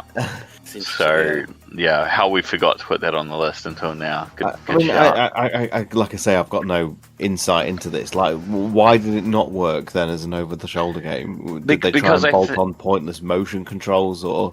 No, I think it was just more the fact that it's a slimmed-down version of the original game, and so I think it's just that thing. And there was, to be fair, there was a time and budget limit on it too. It wasn't particularly given a huge amount of stuff. What is Frank West's job? Like, what is his job? To put it in this perspective. Photographer. Yeah, there's no photography in this game. Like, that was one of the things they had to cut. They were like, we can't figure out how to get the photography working in it. And it's like, that might be one of the fundamentals to the main character, and one of the interesting dynamic pieces of the original game was the ability to take photos. And like, it's limited by its technical, like the number of zombies on screen, all that sort of stuff. And it's definitely not you'd be better off playing the deluxe remaster these days. Or the OG one, which you can still get on the digital stores. I think you can still play the original Xbox version ported to Xbox Now and PlayStation and all that sort of stuff. I really wish they put Case West out. Bugs me that they never did that. It's still an Xbox only exclusive. That sticking with the, I suppose, part of the creating team of the original Resident Evil 4, Mikami left Capcom afterwards and then went on to create Evil Within, which again is another heavily horrified game. Flawed, I think generally speaking, the sequels quite well received. The first one people liked but had issues. I think that's fair. I've not played them, so I can't. Sean, I'm going to start with you, Sean. Have you played either of them? No. No. I played the demo of Evil Within. I thought it was all right. Oh wow! This is turning into a list of games I've played and you guys haven't. This is terrible. George, have you played either of the Evil Withins? Please tell me someone else here has played them. Okay, won't go into the reasons why. I time and time again try to get into the first Evil Within game, and just nothing. I just after half an hour, I just nothing about the characterization or the narrative or particularly the gameplay kind of jumped out. And I think what we're all finding is that there's only so much time in the day we can all, with our various families and busy lives, give over to. I was like Sean for so long, kind of looking at Silent Hill and thinking I quite like this, but never really having the time to actually play it. Okay, I get it. But I just want to point out that when our listeners who literally some of them come on the Discord and they beg us to cover other series. This is why we don't. This is why we don't. Yeah. And just to be clear, I play a lot of video games. Like I haven't really played an RE title in a year because my backlog of other stuff has been so vast. But I don't tend to dip into horror that much, in all honesty. I want to caveat, aside from horror alone, to put this in perspective, if I was to make a list of all the games that we think you could connect to Resident Evil 4, like this list would be different and we'd be talking about different things, and we'd all be able to say yes, we played this, no we didn't, because it's just a lot of games. And I think inherently this is it. It's a different generation of titles, and it depends on how much horror stuff you're going to play. I mean, I'm going to something GT just said, but I think even you said, Sean, to a certain degree as well, is that the Evil Within 1 is okay, and it's a bit tough to get into. I tried it twice. I think I played it on the PS3, and it just didn't really click with me at first. And I was like, yeah, it's okay. I can definitely see the lineage. Mikami throws his hat with nods to both the OG Resident Evil and Resident Evil 4 with some very overt telegraphing. But the gameplay takes a little bit of getting used to, but once it clicks, it really clicks. And that was kind of surprising. I gave it a second shot, and I was like, okay, I'm going to give this another try. And after a while, I was like, okay, yeah, now I'm starting to get it. And the trap stuff's really cool. The enemy designs are really cool. And the story is actually really good. It just takes a long time for it to get bloody moving. That's the other problem. It's just a really slow-moving start to that game. It doesn't really grab anyone, which means if you're struggling with the gameplay, the narrative's not going to grab you, which is why it was such a surprise how bloody good the second one is. It's honestly a very underrated game. It does a lot of things that other games, ironically, given the topic we're talking about, have gone on to do before they went and did it. And it also brought back some mechanics that I hadn't seen in horror gaming for a while. It's a really interesting narrative. The visuals are really stylized. Honestly, if I could say of all the things I'm looking at on here that I would recommend someone to play, it is definitely that second Evil Within. Like, you could probably just watch a summary of the first game if you really didn't want to play it, and just play that second one because it's that bloody good. I honestly think it's an amazing title. It's got quite a few open world elements, isn't it? The second one. Yeah. Again, then some of that things being done in that open world are very different. And not to put down Homecoming when we're talking about an open world, but I think it does an open world element better than Homecoming. Oh, sorry, Downpour. Sorry, it wasn't meaning Homecoming. Downpour did. And yeah, there's just some crazy stuff going on in that game, and some real otherworldly stuff that's very feels a bit like Silent Hill too. There's a bunch of these different elements in that game. But still, fundamentally, the gameplay mechanics work around Mikami's work. Previous, especially Resident Evil 4, the sort of over-the-shoulder snappiness response and action gameplay is very much drawn into that. But I think also the thing about the second one is that it's a little bit more nuanced and balanced. There's definitely areas in that first game where it's here's a room and you've got a boss rush, and here's an element of traps, and here's how you have to explore, and then all of a sudden you get trapped in a room with a really punishingly hard enemy or things like that. Whereas the second one doesn't quite have that. It has a much better flow. So another reason I think I like it. I think the issue with the first game, and for me, I find the same issue with Silent Hill F, is that some games playing in hard mode doesn't necessarily make it a better game. Perhaps I should have played Evil Within on easy mode because, for example, Silent Hill F, I actually feel you can get a lot more out of that game if you really sort of practice and get yourself adept at the combat on easy mode first, and actually the harder modes actually kind of bring in frustration rather than challenge. And I think that kind of is the same for the first Evil Within game. I would 100% agree with that. 100%. Series you've definitely played, Sean. Last of Us. The Last of Us. Yes. No. Have I played The Last of Us, Nicholas? Yes, indeed, I have. I think you're a fan. I am indeed. And if I reach into my wallet and unbutton it, I actually have a Last of Us 2 fan membership card because I'm one of those weirdos on the internet, which our audience is going to chastise me for, that really loves the sequel and thinks it's one of the best games ever made. So I apologise for the drop in viewers and listeners that we're going to get. I would love. Don't let Sean, he likes the second one. I think both games are phenomenal. I think their influences, on itself are apparent, but I think Resident Evil also, and we'll talk about this more extensively, but Resident Evil also paid it back. With Revelations 2, which for all intents and purposes basically lifts every single mechanic The Last of Us did and reinterprets it for a Resident Evil spin. So it was quite welcome. And those influences from The Last of Us, like the stealth and stuff that Revelations 2 influenced, and the dodging that Revelations 2 did, has been seen in remake titles very recently. So Revelations 2 influenced both remake 3 and 4 with the stuff it lifted from The Last of Us. So this industry pays it forward and pays it back quite good, and I think this is why there is, certainly within the survival horror industry, a lovely harmony that exists sometimes where Last of Us, great games, Nick. I don't believe you've played them though, sir. Yeah, whisper it quietly, I have not played them, so perhaps for the only other listener that hasn't played them, please explain how... Listeners GT, perhaps? No, he loves The Last of Us. Oh, wow, yeah, no. The Last of Us kind of almost... Yeah, I've done a huge rabbit hole, spent hours and hours in that universe. I really just very quickly wanted to ask Sean, as a huge fan of the series, what he thought of my kind of take on it, that a lot of the gameplay is particularly simple and it almost gets away with being so repetitive and simplistic, the stealth, the combat, because the world is so stunningly realized, but particularly more than any other video game I think I've played, the characterization and the narrative is just so emotionally affecting that I can say it almost gets away with the fact that actually if you strip that all away, the actual gameplay is very basic at times and repetitive, but I love it. I love the games. It is basic, but what it does, and this is why Naughty Dog are masterful at this, and they do this with the Uncharted games as well, which has also had its influences from RE and Gears of War, and everything always, like I've just tried to say, it all pays forward and pays back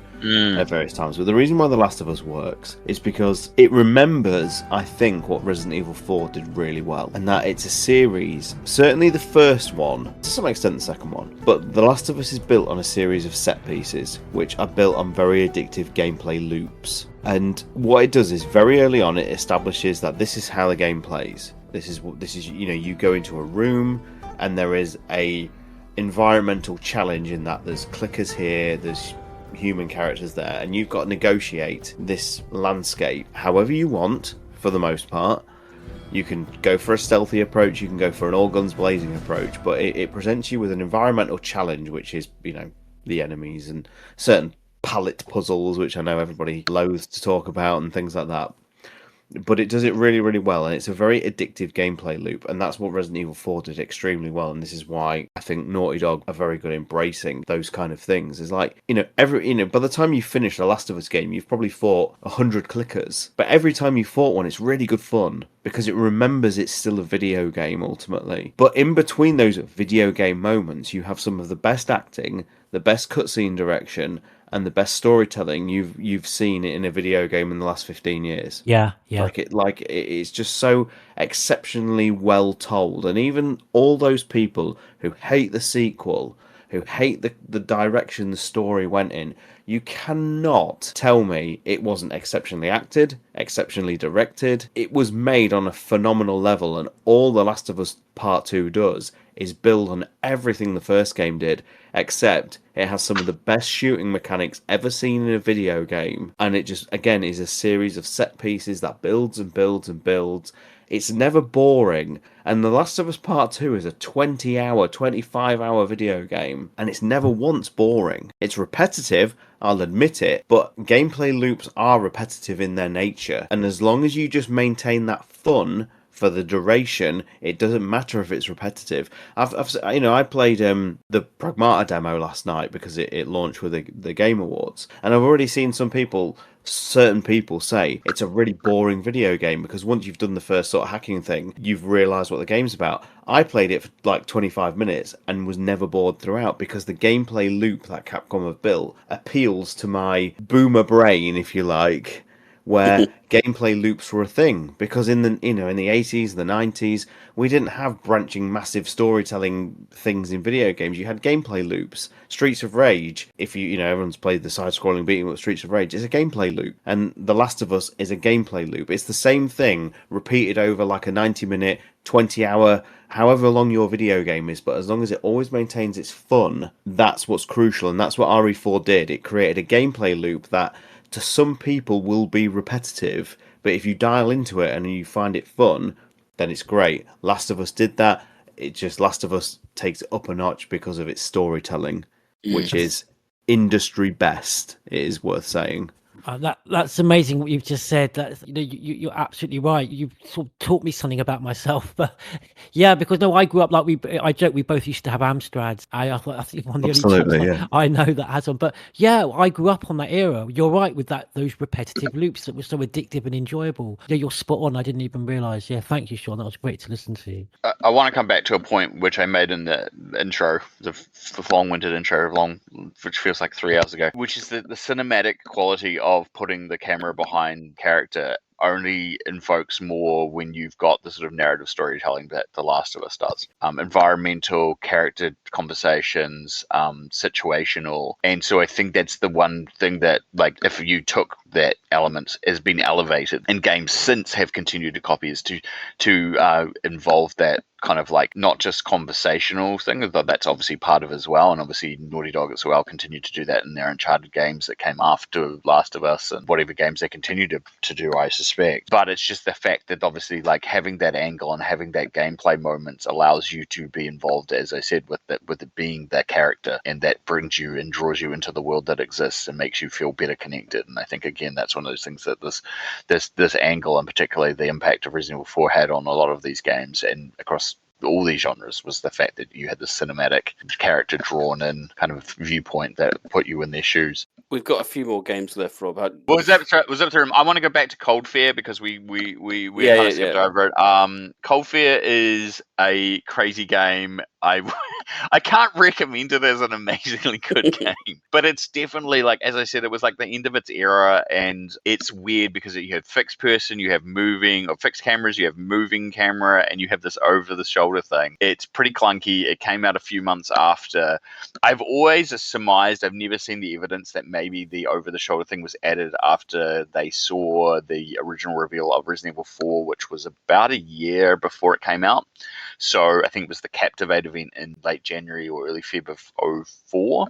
So it may have been one of those things where they saw it and went, oh, we need to do that over the shoulder thing. And kind of originally it was only going to be like fixed and moving camera angles, a bit like Code Veronica. As I said in the intro, it feels like this weird era of like the end of one era, start of another, encapsulated entirely in one game, which is kind of unusual. It's a traditional survival horror in the sense, I think it's a character goes on I think it's a ship, Russian sub, I can't remember, combination of, it's been a long time since I played it. I played it in 05 on the PS2, I think. And yeah, it's pretty janky.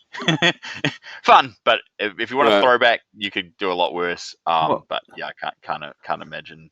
The thing is, it came out in March 05. I'm just looking up some gameplay of it now because I've never played it. It's just not one of those games I've never played. But it doesn't just have over the shoulder.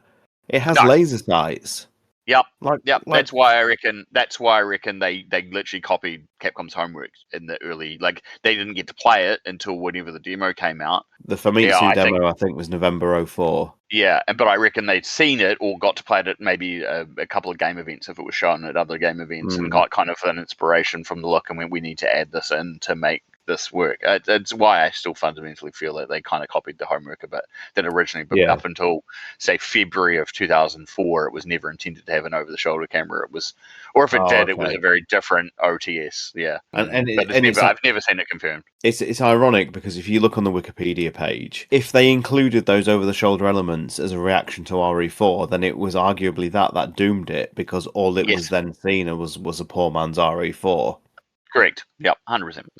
Which is there's a cruel irony to that, isn't there? Yeah, and when you look at the history of it, though, unfortunately, is it the same as I mentioned? Also, the same development team were the ones that worked on Alone in the Dark and New Nightmare, which was the most Resident Evil-esque of the Alone in the Dark games to that point. I still like that game. I think it's great, but it's definitely got indebted to the original Resident Evil. So, yeah, it was just another case of copying the homework and trying to make something new out of it, unfortunately. I will whip through some of these others that we've got left just because I'll spend a little bit on a couple of them, and if anyone's played them, please yell out. In, God, what was it, 2009, there was a Ghostbusters video game, which is very much indebted to the idea of an over-the-shoulder snappy gameplay. I think it's really great. I actually love that game. It's the true Ghostbusters 3, Rob. Yeah, it is. I've got it twice. I was going to say there are two different versions. If you have the PS2 and Wii version, they play very fundamentally. Well, it doesn't play fundamentally different in the sense it's still, I think, an OTS thing, but it's got a more cartoony style. It's very different. It's the real game. Ghostbusters art style, isn't it? Yeah, similar, yeah. And whereas the HD versions that came out for PS3, Xbox 360, and later PC are more look like the movie character versions and are voiced by them correctly and have a different gameplay style. Interestingly, the development of that, if anyone remembers the history, there was a studio that tried to do a tech demo trying to get the license. I think it was a company called Zoopfly, I think it was. And they put out a tech demo, which was very clearly inspired by the idea that we're going to do the OTS action gameplay of like Resident Evil 4, and we're going to put it in the Ghostbusters world. And they didn't get it, but then that set the development for this thing, which is fun, and it's a great Ghostbusters game as far as I'm concerned. It's a fun game, story's great, and as Sean's alluded to, it's basically Ghostbusters 3 in all but name. It's quite good. I've got it on. I had it on PS3, completely on PS3, and then I bought it for the Wii, just because I wanted to have a go with the Wii remote, because I thought it'd be it'd be quite fun using the Wii remote to actually capture the ghost. I can't say no. It's one of the. I've gone so off on the Wii. I used to like it. Now I'm too old, and I just find the Wii annoying for all the motion controls. And now I don't own any version because I sold them both, and I'm tempted to rebuy it for PS4. Just so I've got, because I did really enjoy the PS3 version is great. I've still got the save file on my PS3. Just so every now and again I can scroll through it and just play the music. They put a remastered. Yeah, that's the version I want. Version. Yeah, they put a remastered version out. I'm loath to call it an actual remaster. As people have pointed out, it's basically just the PC version put to consoles. Oh, is it? Okay, right. Yeah, with a few tweaks, but it's usually pretty cheap. I've seen it for dirt cheap, so it's not a hard thing to pick up. And if you like Ghostbusters, you're definitely going to like it. There were two Saw video game tie-ins that I think Konami published. Hello. Do you want to play a game? Saw and Saw 2 Flesh and Blood. They are pretty average. I don't know how any of you played them. Played them, yeah. They're okay. They're like double A tier kind of games where like they kind of went in with a license and made something passable with them. They're a bit clunky, I would say, but fun. They captured the atmosphere of the movies really well, and some of the puzzles are quite ingenious. But as the combat mechanics and stuff like that, you use nail bats and things like that. It wasn't terrifically fun in that, but it's that thing, isn't it, that we've talked about? Like it was a game that lacked the polish, but was serviceable enough as a movie tie-in. It was fine. When we compare it to like the Ghostbusters one, where I think there's a lot of reverence and style to make sure it matches the look of the movies, this one does it in tone, perhaps not in visual fidelity. I agree, yeah, it's interesting. I think they went with the perspective based on the fact it was an easy gameplay mechanic to have to explore the environments more so than it was a combat focus, although obviously, as you've alluded to, Sean, there's some rudimentary dare I controversially say they're very lazy games, but they're serviceable, if you know what I mean. I think that's a fair call. I think That's a very fair call. I had to put this on the list not because I think it was massively influenced by Resident Evil 4, but because it's got so much everything in the kitchen sink. But I'm a big fan of Deadly Premonition. It went into massively long development, and there are definitely some elements, I think, when they finally did the version that they did, and especially the director's cut, where they cribbed a few things for like control elements and visual style because they changed the camera angle and for some of it and so forth, that I think was based on the fact that obviously it was, I don't want to say directly Resident Evil 4, but part of the course that you had this sort of like camera that when you're exploring an area, you're kind of OTS, and I love that game. I really do. I don't know how much this is going to come through. I'm going to literally do this. I hope it comes through. Could anyone hear that? Premonition, you say? Oh, sorry, what? I don't, but basically, this week, because I've been begged and begged by people on our Discord, I've picked up Deadly Premonition on the Xbox 360 this week. £16. It's in perfect, nearly perfect condition. There's just a few surface scratches. It works perfectly. This is the OG release, not the director's cut. Yeah, because AJ on our Discord said not to get the not to get any re-releases, just stick with the original because all the director's cut stuff is all the director's cut stuff is not worth it. Stick with the original because if you play it on the Series X, it's really good. You know, it's 1080p, 30 FPS experience. I don't know if I fully agree with it. I think the director's cut's still good, but I can understand. I don't want to call them a purist, but there's definitely some purists out there for the unblemished experience. So that is my. I'm not going to get around to doing it before Christmas, but I will start a playthrough in the new year.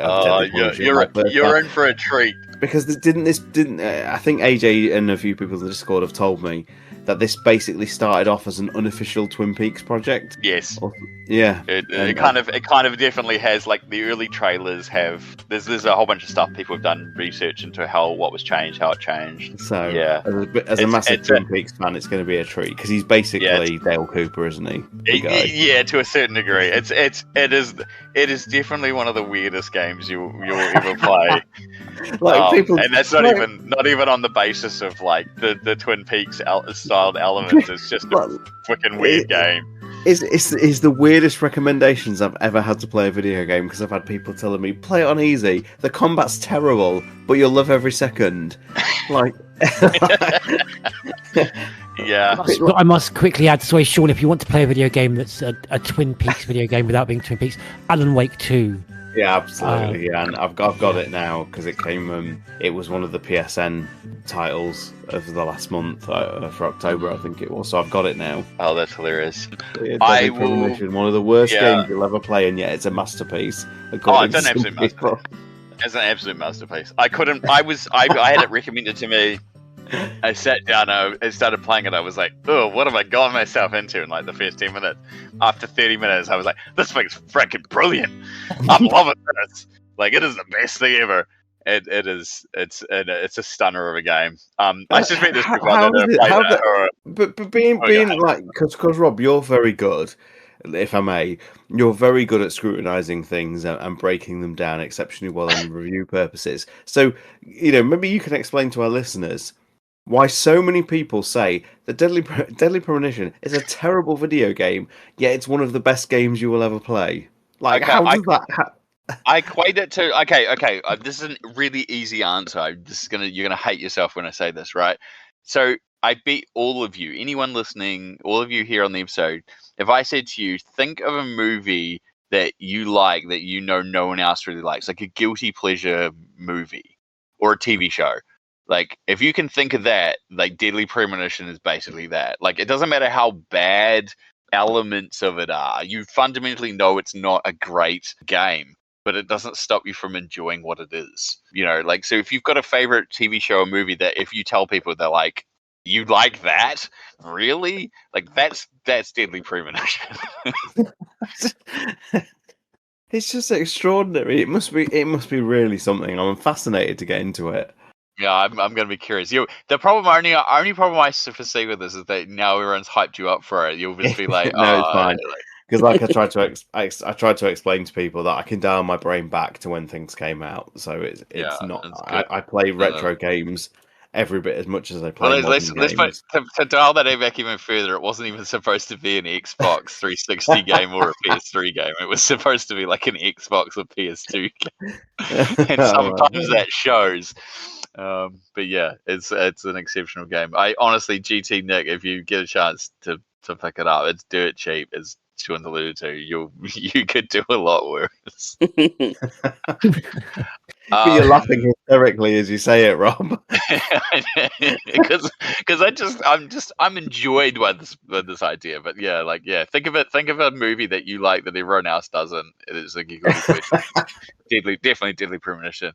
Speaking of like cheesiness, Mikami also did Shadows of the Damned, which is very much the other blatant Resident Evil styled ripoff he did of himself. Which Didn't I he do love it with Suda 5-1? Yeah, with Suda 51, that is correct. And I love this game to bits. It got a remaster just recently, and I replayed it because I think I got it with my last of my PlayStation Stars points that I got for free, and I had a blast. I really hope they eventually make a sequel, but I don't think they will. I was hoping maybe this remaster was like the path to a new version, but I have no idea. But it is fundamentally the Resident Evil 4 gameplay style 100%. Like, just wholesale. Like, they didn't even question it. It's just 100%. And the trappings are basically about a demon hunter going into the demon world to save his girlfriend who's been stolen. So it's very cliche in all the trappings. And the humor is juvenile. There are endless penis jokes. And like, because his gun's called Johnson, and it talks, and it gets bigger when he shoots it sometimes. It's immature as all hell, and I loved every moment of it. It's honestly a fun game. Definitely not a horror game in the traditional sense, but it's a fun. I'm getting Conker's Sorry, Bad GT. Third. No, just saying I'm getting Conker's Bad Yeah. Third. I wouldn't say it's like a parody per se, like Conker's Bad Fur Day, but the sense of humor is definitely on par. Sounds like yeah. If you get a chance, watch a trailer or something, pick it up. It's dirt cheap. I think you can still find old PS3, Xbox 360 copies for pretty much dirt cheap, I assume. And I bought a copy brand new for the PS3 that was on clearance from a store here that literally had a big stack of them and also Lollipop Chainsaw, which I would put in that same vein of like quite immature but fun game. Ironically, also got a remaster in the same few months, but definitely different gameplay style. Definitely Suda 51 across the board, and yeah, Mikami's touch on the gameplay. Very responsive, very snappy, very fun. I just want to take a quick moment before we finish to talk about God Hand, which was Mikami's follow-up that he did after RE5 when he was working at Clover. And now, if you watch that, it kind of has a sort of pseudo over-the-shoulder. It's not quite over-the-shoulder because it's kind of lower, but the main character is put to the side. But what's astounding about this is this was the first game by, I believe it was Clover Studios. I'm pretty sure this was their first game that Mikami made for Clover Studios, and although it's got a bit of a cult following now, 20 years on, it just goes to show the difference between like an RE-led project versus an original IP, because visually it just does not hold up in the same way RE4 does. Like, you go back to RE4, it's still a good looking video game, irrespective of which version you're playing on. The original still looks good, whereas something like God Hand, literally made a year later by Mikami, has got all the trappings of a typical PS2 game that you would look at now, except it's extremely low budget. Because I'm not trashing PS2 visuals. PS2 visuals gave us MGS2, MGS3, Shadow of the Colossus. It's got some timeless visuals on that machine. But yeah, just to look at Mikami's literal next game, which has elements of the over-the-shoulder, things like that. It's a melee, fighting game, ultimately. But goodness, the difference in production when you've not got, like, the strength of an IP behind it. Well, that's it. I think that's fundamentally it. I think Capcom wouldn't have given it the sort of budget and staffing that a Resident Evil title would have got as an original. And Clover was a reasonably, as you mentioned, new upstart sub. And they were also spread between so many projects, because although they were doing God Hand, they were working on other Clover Studios things. So I don't know how many staff worked on it, but yes, this disparate difference. But then, funny enough, as you said, like, it's got a cult status because I think its gameplay elements, much like Mikami's ideas, always extend beyond perhaps the limitations of the technology of the time. Pretty crazy. I've got a handful left. I'll try and blast through these as quick as possible. Days Gone. Anyone played Days Gone? Yeah, I've played it a few hours. I really like how the open world is manipulated by its weather and stuff like that. It's just the saddest. The big drop off for me, and this is the difference between Days Gone and The Last of Us, is that the core character of St. John just did not hold me the same way Joel and Ellie did. Yeah, I think no, that's why I dropped off quite heavily. I did the same, Sean. I have to admit, I got maybe 4 or 5 hours in, and I'm like, I'm not enjoying this. As far as like a gameplay perspective goes, and like the environment and the open world and stuff, but it just wasn't also drawing me in enough to stay invested, and I haven't gone back. And now it's been remastered, and I'm like, is this a reason to go back to it? No, probably not. So I don't know if I'll ever go into it. Fundamentally, it comes down to that same thing of, like, we could say, much like Brandon said earlier about the Xerox thing, like there's clearly an impact of The Last of Us, and the sort of gameplays of that time moved to an open world through the shadow of like the style of an over the shoulder when you're in non-driving combat is pretty much the main thing, and zombies obviously, which is par for the course at this point. I'm going to mention very quickly Remothered. If anyone's played either of these, there's Tormented Fathers, Tormented Fathers, and Remothered Broken Porcelain. Technically, these are spiritual successors in a style to Clock Tower, but they're played in the over the shoulder, behind the camera, behind the character's perspective. And if you've ever liked those sort of like hiding from things type game, you could do a lot worse.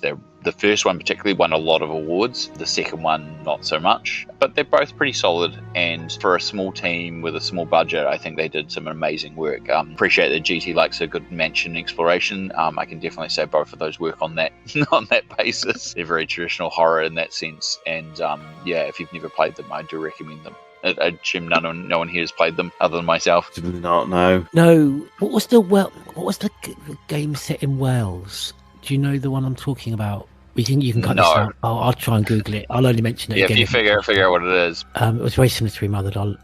But you obviously haven't played Remothered. No. Because there's a bunch of Italians that worked on this. So they're definitely more spiritual successors to Clock Tower, but they've definitely gotten in for the current trend of making sure we feel cinematic and going over the shoulder. Are you talking about Made of Scare, Rob, George?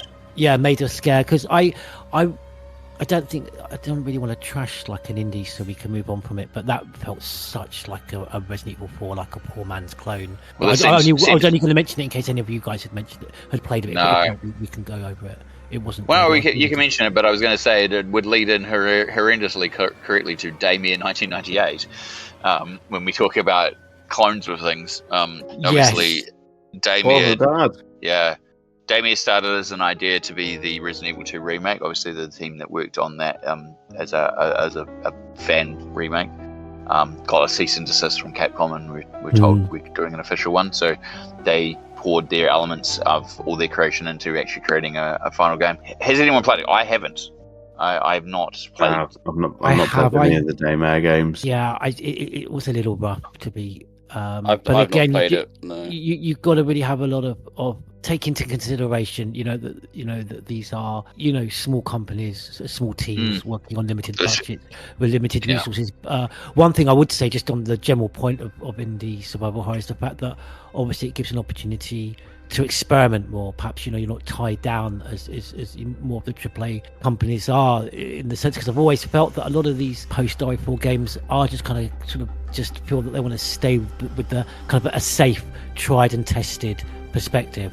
Whereas in the indie scene with some of these games, Made of Scare, Remothered as well, you get more time perhaps for experimentation, which is why I tend to be disappointed when they do come out as kind of maybe poor man's Resident Evil 4 clones, and I think that feeling of it.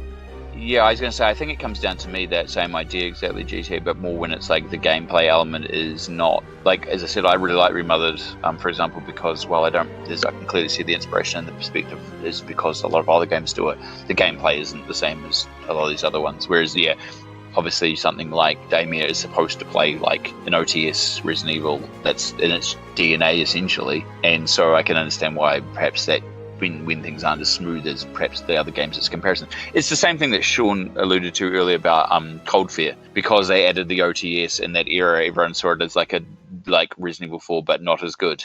And that's the unfortunate thing when you draw parallels towards yourself. You also draw potential criticism for those same things when you don't do it as well or can't through budget or time or anything like that. And where investing into something original might be more worthwhile for the time and resources you've got. The thing that I thought was quite unfortunate about that made it scare is the fact that although it was set in Wales, for some odd reason, all of the characters have very upper class, very articulate, well-spoken English, whereas the one enemy kind of smelly tramp type guy has a really strong Welsh accent.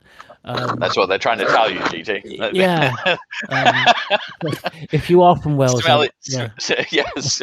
If you're from Wales, apparently that's what the archetype is. Yeah. If you live in particular types of houses, you have got posh British accents. Otherwise, it was you're like upstairs. So here's the $1 million question then. We've all seen the videos of the original versions of RE4, 3.5 if you want to call it, where it was a hybrid of a fixed camera angle, and then once you went into aiming, it went over the shoulder. If RE4 had shipped with that mindset in mind, would we still be talking about it 20 years later? No. Who knows? I don't think so. Not in these contexts, but probably not. Maybe I think the series was dying. I think the series was dying, and as much as I don't like RE4 in terms of a Resident Evil game, the series needed it. The series needed that reboot. We said it in the last podcast. It was like without it, the outbreaks were like the last bastions, but they sold poorly, generally speaking. And they did. But do you not think so the GC versions, to be fair, this is part of the limit. Part of it was the limitations of platform and technology, right? I mean, the Resident Evil 4 on the PS2 sold better than the GameCube because more people had PS2s than GameCubes. Yeah, I think this is one of the reasons why when Remake came out on the PSN, it hit 1 million downloads very quickly, like the fastest ever for a PSN title, wasn't it? At the time, yeah. Because the GameCube limited its audience so much, but with context to the discussion we've had tonight, would if RE4 had gone for that hybrid approach, would it have been too compromised in pursuing a single vision like the final game did? I could throw that same argument exactly in the same context of what we just talked about. If Resident Evil 4 had stayed only as a GameCube exclusive, would have had the same impact. Because part of that is also as accessibility, right? Like if it was only on GameCube, sure, you'd be able to see it, and I'm sure it would have influenced some games, but would have had the same level of appeal to influence more gamers? Maybe not. To future developers? Maybe not. So, yeah, it's a tough one. I mean, the last things I wanted to talk about were literally the remakes and a bit of Resident Evil, which has been like Silent Hill 2 remake, the Alone in the Dark remake, and the Resident Evil remakes have all inherently been inspired by, again, this over-the-shoulder snappy response. I mean, I never thought I would see Silent Hill 2 play the way it does as a remake and work. Like, I think that's the most amazing thing Blooper Team managed to make. It's not just the atmosphere, it gets the tone right or anything. Is that they managed to change the perspective and still make it feel like Silent Hill. I did not think that was going to work. And this is why, ladies and gentlemen, we as a podcast still exist for a series now 30 years old next year. Because every single time Capcom do this, and I know Capcom isn't always a cool studio to like. They've certainly been through their issues over the years. But when they get it right in such a way that the industry listens. We've seen this so many times. This is a powerful studio, Capcom. Street Fighter 2 influenced an entire genre. Resident Evil influenced an entire genre. Resident Evil 4 influenced an entire genre. Resident Evil 2 Remake did it again. And what have we seen ever since Resident Evil 2 came along 6 years ago? A flux of survival horror remakes, all of which pay tribute to Resident Evil 2R. Give it another 5 years, we could be doing this podcast again about Resident Evil 2 Remake and its influences.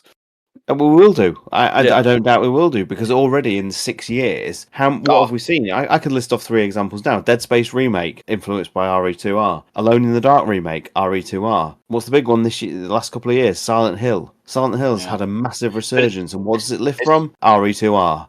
But it's not even just, I would say again, it's not even just that gameplay element or whatever it is. It's also just the fact that remakes have become, like a big budgeted remake has become that part. I mean, we made a joke, it was pointed out again this week about the skit we did that was Jurassic Park skit, and listening to it back now, and we're making jokes about Metal Gear Solid and what got a remake this last year, Metal Gear Solid Snake Eater. But because Resident Evil 2, because Konami went, we can actually remake old games to a high fidelity like these ones, and we can make some money off it. They're one much more formulaically true to its origins to a lot of degree, but still a high budgeted remake based on the fact that they saw other remakes were being successful. I genuinely believe Capcom started this trend with the RE1 remake, because we'd never really seen anything like that before. Within 5 years of an original game's release, you've got this suddenly incredible looking version of a game you recognize, because the camera angles allowed you to do that. You could look at a camera angle and go, I know that angle. It looks completely different now, but I recognize it. It works in my brain. My brain can understand what that camera angle is, and I interpret it. But yeah, it looks real now. It doesn't look like a video game anymore. It looks real. I think that's the thing. But it's interesting listening back to the things this evening. The cause and effect of that is that we had a remake in 2002. It didn't do particularly well. In 2015, though, it came out and it sold into 2014, started 2015. It sold really, really well. And that kind of also whet an appetite for Capcom to double down on the idea of looking at doing more remakes. And then they did Resident Evil 2, and then that did really well for them, and it set off this gangbusters effect of it goes back to that remake in the 2000s. It's now it's blowing up to such a degree where we just keep seeing remakes of so many games. I mean, literally this week we've got a Tomb Raider remake that's the second remake that game's ever had. It one for its 10th anniversary, now one for its 30th. That's pretty crazy. Is that because they saw an opportunity to do that remake, or is it because in the last several years there's definitely been an appetite for completely very much visually and sometimes stylistically reimagined remakes? I'd say a Resident Evil 2's remake and the success of remakes has done that business, has made these studios go, there is definitely time and money to invest in these high quality remakes for an audience. God of War's had it as well, isn't it? God of War is more of a reimagining, a narrative continuation. Yeah, not so much a remake. But is Tomb Raider the first game that's had a remake of a remake that I can think of right now? Maybe someone will probably point me out. It beat Resident Evil to the punch then, because we were all so certain we would have an RE1 remake announced for the 30th anniversary, didn't we? If they did that, it was going to probably just beat it by months. And am I kind of glad that didn't happen? Yes. I mean, I don't know if I need... I've ironically had just been playing the anniversary Tomb Raider game that came out in 2006, on the PS2 version that's on the PlayStation Network. Was a free game. I just I'll pick this up and see if it's as good as I remember it. It's still a fun game. It's still fun. I'm does this need another remake? Well, I can see technically why you'd want to do it. Does it really need it? That's a question, and that's the impact. I mean, the style has continued into these remakes, and now obviously I think from the gameplay elements of 9, we can definitely say that they're not changing up the tune of the style of that camera from 4, 5, 6, Operation Raccoon City, Rev 1, Rev 2, remake 2, 3, 4, Village, when it comes to the third person stuff as well. It's pretty crazy. Well, I'm looking forward to when Sean has to defend this wonderful over-the-shoulder perspective in the remake of Code Veronica and how it's made that game so much better. We'll look forward to that perspective. GT, it's a remake by definition, so I won't be defending it at all. That's your way out. That's a good way out. I just want to say one last thing here to the point that's been made about this over-the-shoulders concept, which is went towards the focus of so many horror titles, is that it also had an inverse effect. And I think kind of GT was kind of alluding to this a little bit before, but I really wanted to point this out. It also led to a lot of counter types of gameplay. You were talking more of on the concept of indies, but I think across the board, right? There's a number of first-person horror titles, especially, I think, which picked up in the wake of Resident Evil 4, because it was like a counter to that style, right? When a lot of these games ended up being over the shoulder, a lot of them chose not to be. They chose to do different perspectives. And Capcom themselves with 7. Yeah, exactly. Exactly. I took the words right out of my mouth that I was about to say, that they would eventually. No, don't apologize. It's true. They went into their bag of tricks with it, And I can't credit them for that, obviously. There are far too many first-person horror games that arrived prior to Resident Evil 7, like Fatal Frame, Suffering, Michigan Report from Hell, Condemned, Penumbra, Outlast, Soma, Alien Isolation, Layers of Fear, and of course PT. I mean, there's just far too many of them that obviously have had that influence. And the funny thing is, though, when I look back on it, and I want to look back across these 2 episodes, everything comes full circle. It's like what Sean was alluding to, that everything kind of influences everyone else, a give and take. Games are back to designing themselves around the focus of their gameplay more than they ever have, and I think that's a really good thing. Like, instead of being like limited by your technology or limited by a viewpoint, you can choose those sorts of styles. You can go to first person and still have the fidelity really high, or you can go to third person because it works for you. It's because you've got so many different gameplay styles around this 30 plus years of like this modern 3D gameplay that I want to call it. You know, the OTS hasn't gone, but you can do it in first person, you can do it in fixed cameras. I mean, there's a number of these retro throwback PS1 style games that have come out. You've seen these all come through, and they want to ape that old style of fixed camera angles and so forth, because it's something you don't see often. And so I think it's about making the rounds again as like a popular genre, because people want that old school style. They want something that you don't see very often, and we have these shifts into things. So for as much as Resident Evil 4 has popularized the OTS, it's also helped popularize unintentionally other styles as a counterpoint too. And I think it's very much worth pointing that out as well. Well, I don't know if it's a question of resources or time, but I don't know why more games didn't do what we saw with Resident Evil 5, going forward with the choice where you can switch between either, you know, with Lost in Nightmares, where you can play if you want, you know, with a first person, you can play it over the shoulder, or you can have a fixed camera angle. Shadow Man did that with either first person or third person. So obviously, so Skyrim, did Dead Aim, Dead Aim, yeah, and Dead Aim. Well, it's switched, but I mean, you don't have the choice, do you? You know, I mean, literally, just have the choice. But still, even having no choice or a choice is still a choice from the development side, if you know what I mean. Like, it puts you in a particular perspective. It's that choice of making this whole game first person or not.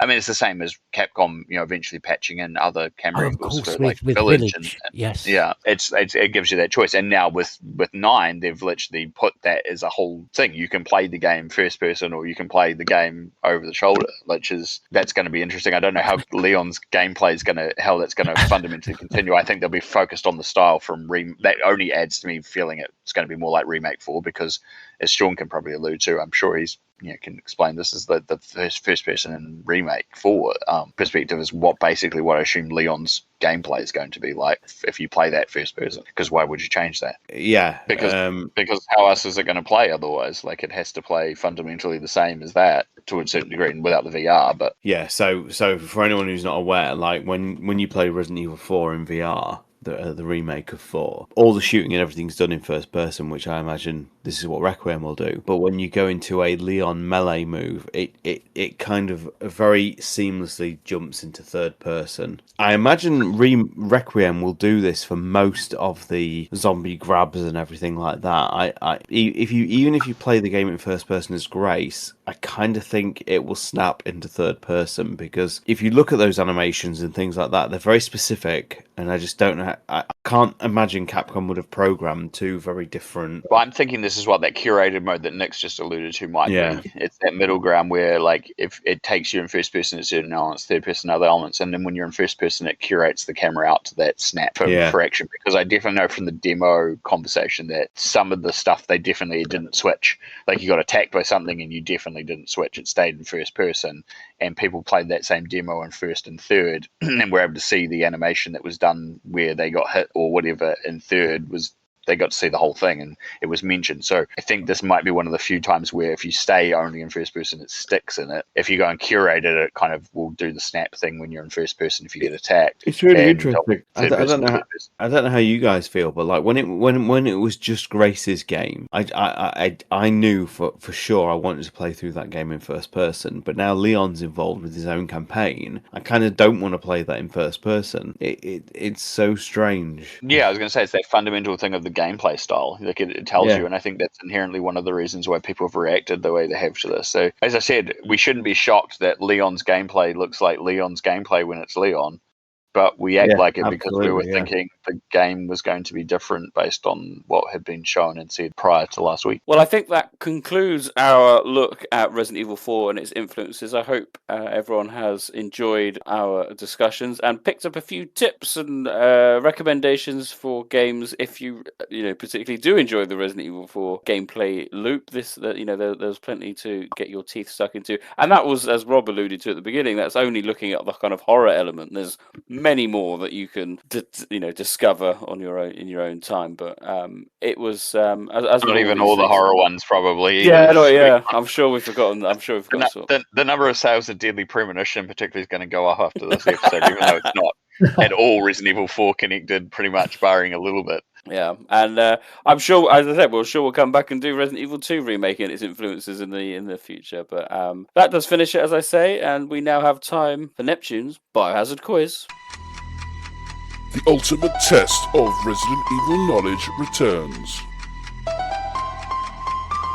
100 podcasts later. Jesus Christ. What fucking question is that? I'm getting a big fat 0 this week. Yeah, I'm not going to get any of these. I'm not going to say anything because I know that you'll just change the answer or something. Like, you don't even know what the answers are. Can I just ask, have you had all of these questions independently verified? And still things don't quite go to plan. You only have to probably get it right. Welcome to Neptune's Biohazard quiz. Batman.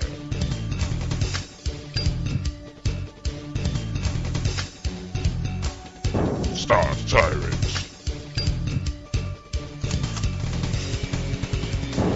George Trevor. Rombie the Wrecker. Mr. Spencer.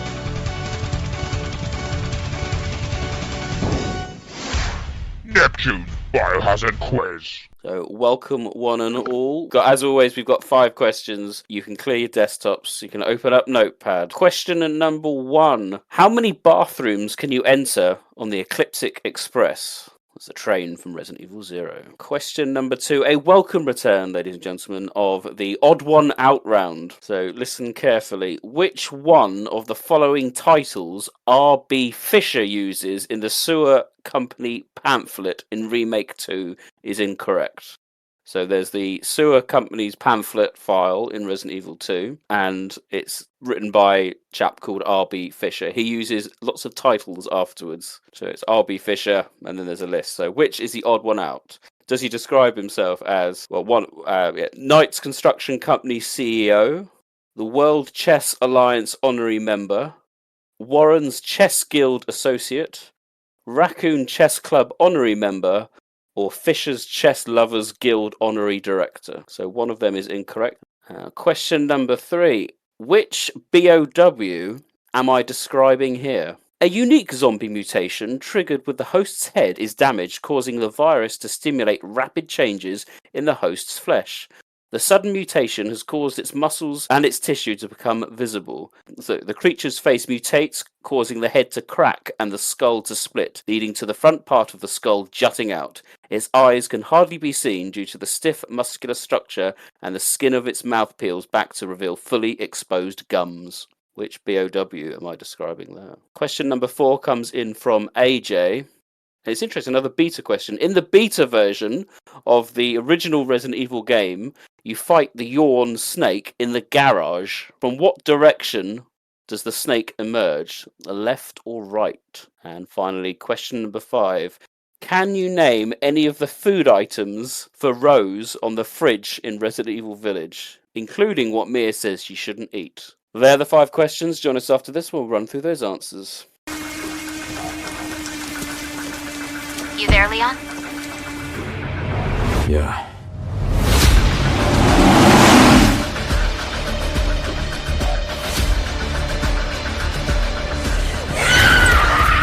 Hey, Over here.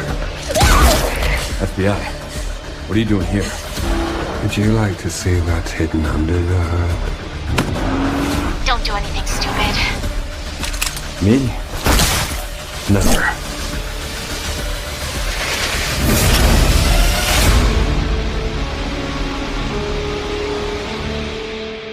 Confident, GT? I was literally just thinking I'm going to get 0, and there's a question on Resident Evil 0, one of my favourite games. Well, I put 0 in, and there's some guessable ones. Right, so question number 1 was how many bathrooms can you enter on the Ecliptic Express? We'll start with you, George. Yeah, well, one of the most creepiest rooms. There is a bathroom in the training management facility. I'm racking my brains. I remember on a podcast years ago you saying how you hate the train section of 0. No, it's best bit. Anyway. Oh, okay. I thought you said you. Anyway, sorry. That's my memory for you. Oh no, you saw. Yes, you said it was a fantastically compact little mini game. Yes, sorry. Yes. Yes, you said the complete. The complete opposite. I knew it was one of the two. Yeah. Sure. Oh, fuck. I cannot picture a bathroom. I'm going all on the ground and then on the top bit. I'm gonna say none. I can think the only one I can think of is I'm sure that's wrong. I'm gonna say 0. Say 0. Okay. Yeah. Brandon? I'm a guy that could tell you the most ridiculous background information on the video games. I have mountains of lore. I know almost the entire 3 and background information on the production of Resident Evil 1. I have a mountain of information on Resident Evil 1.5. I'm probably going to get every fucking question wrong. So I said 2. 2. Stars TyranT? I also said 2. 2. Rombie? Fair enough, I also said 2. It's points to George Trevor. It is none. There is none. I knew it. Yes, redemption, George. Yeah. Really? There's no bathrooms you can enter. There may be some bathrooms that you don't see any. There is no bathrooms on the Ecliptic Express. I was going to say maybe the cutscene with the leeches is a bunch come from a bathroom or something. But Could be. Yeah. I thought I could have sworn the room where you get something out of a cabinet. I can't remember what it is. I think it's a cabin. I think that's a cabin. It can happen. I know. Once in a blue moon, I can get a question right. Hey, it turns out Umbrella got the train from Amazon. That is a joke about Amazon not allowing people to go to the bathroom, but yeah. Hey. Good stuff. Question number 2. Again, I've kind of picked slightly guessable ones. So, question number 2 is which is the odd one out. So, which one of these titles doesn't R.B. Fisher use? Knights Construction Company CEO, World Chess Alliance honorary member, Warren's Chess Guild associate, Raccoon Chess Club honorary member, or the Fisher Chess Lovers Guild honorary director? Stars. I have no idea, Nick. I could not remember this at all, so I just went for Warren's Chess Guild as You've a gone guess. for the Warrens one, okay. Bran? I went with whatever option 2 is. There are way too many words. There's So that's World Chess Alliance honorary member. Is that what you're going with? Right. Yep. Okay, that's good. Rombie? The company's there. I feel like the World Chess one is there. So I'm going with the Guild one, I think. That's the Fisher Chess Lovers Guild honorary director. Yeah. Yep. Okay, George Trevor? This is the total guess. The very last one you read out did sound completely made up, but then the one before that, I'm going to say the penultimate one you read out. So that's the Raccoon Chess Club honorary member. Yeah, I can see you making that up, yeah. Someone has a point, which is unsurprising because you've all gone for different ones, bar the Knights Construction Company CEO, which was the obvious one that isn't there. The point goes to Stars TyranT. Warren's Chess Guild associate is incorrect. The reason I went for it is because of Warren. Is it a play on Michael Warren? Did you make that up? I did make that up, yes. So you know me too well, Sean. You're starting to think like me. That's dangerous. Right. Question number 3 was which BOW am I describing here? A unique zombie mutation triggered with the host's head. When the host's head is damaged, causing the virus to simulate rapid changes in their flesh. The sudden mutation has caused its muscle tissues to become visible. The creature face mutates, causing the head to crack and the skull to split, leading to the front part of the skull jutting out. Its eyes can hardly be seen due to the stiff muscular structure, and the skin on its mouth peels back to reveal fully exposed gums. Now, it's good news that Batman isn't here, because this has directly come from his encyclopedia, so he probably would have had a little bit of an advantage over this one. Rombie, we're going to start with you. What BOW was I describing there? I have absolutely zero idea, Nick. Absolutely none. No. It tells a great visual story, but I'm not visually seeing what they're. No. No. Brandon, any ideas? Liquor. George Trevor? When you talk about the exposed brain, I was thinking liquor. Although a lot of that description sounds exactly like a clicker from The Last of Us. Right. But I'm going to say liquor, but there's extra bits in that aren't quite right. But that's the only thing I could think of. That's TyranT. I'm going to go against type because I think you're playing a game with us, Nicholas. You've either gone for something so painfully obvious that someone like me will try and think around that, and which is why I'm going to give you the answer I am doing, or it is the fucking liquor. Is it a bloodshot? Points to Stars TyranT. Wow, well done. Bastard. I knew you wanted us to go down the road of thinking of liquor, and I thought, hang on a minute. You said the skull splits open, but you've not mentioned the brain, and the bloodshot specifically has like pieces of skull in its gory face. Yeah, I should have guessed that, and the basis also the whole splitting open thing sounds like a very much a RE6 creature. Yeah. It does. In fact, Batman mentions in the encyclopedia how its mutation is actually quite similar to that of a liquor, but obviously based on the C virus and not the T virus. So yes, well done, Sean. Question number 4 was from AJ. In the beta version of OGRE1, where you fight Yawn in the garage, what direction does the snake emerge from? Left or right? Let's do this quickly. George, left or right? I'm just guessing left. Rombie? Right. Shit. Bran? Stars? I think it comes from the right, because if you look at the Hunter FMV, it's what is now the bizarre access point that's not in the final game. Is correct. It is the right. It does come from the right-hand side. Well done. Yeah, that could be true. I don't know about that. But I've seen the picture. It does come from the right. So well done there. Points there to Rombie and Stars TyranT. And finally, question number 5 was, can you name any of the food items that is listed on the fridge in Resident Evil Village, including items that Mia says she shouldn't eat, even though she's made of mold? Oh, where should we go? A mold creature. Spoilers next. Spoilers. Sorry. Stars, you wanna?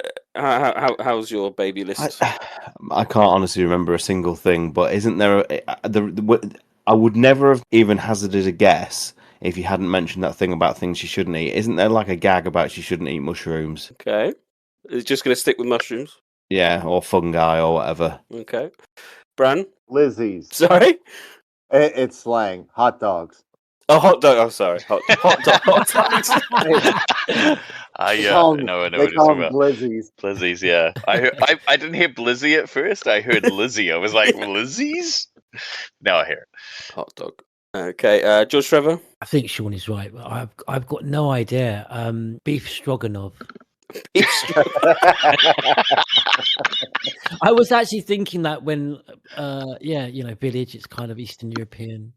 Yeah, Rombie? I definitely remember mushrooms. I also remember honey on there. Honey. Interesting. These are the answers you could have had. Rice cereal, banana puree, sweet potato puree, boiled spinach, and cream. So that's what she can eat. What she cannot eat, sugar, honey, or mushrooms. Yes. Yes, well done. Yeah. Well done. Points to Rob. And Stars TyranT as well. Congratulations. Wow. Well done. Let's have a look at those final scores. And this podcast winner, Sean, where's this come from? I don't know. I'll tell you what it is. The absence of the Batman. He's come out of a shell. An impressive 4 out of 5. And if you just remembered 0 a little bit better, you'd have had full house, my friend.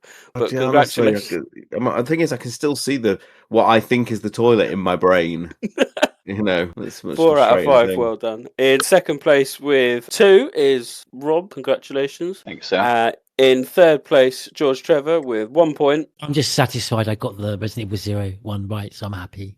And Brandon, well, you're just pleased to be here. Congratulations. 0. Well, you still got the best award, Brand.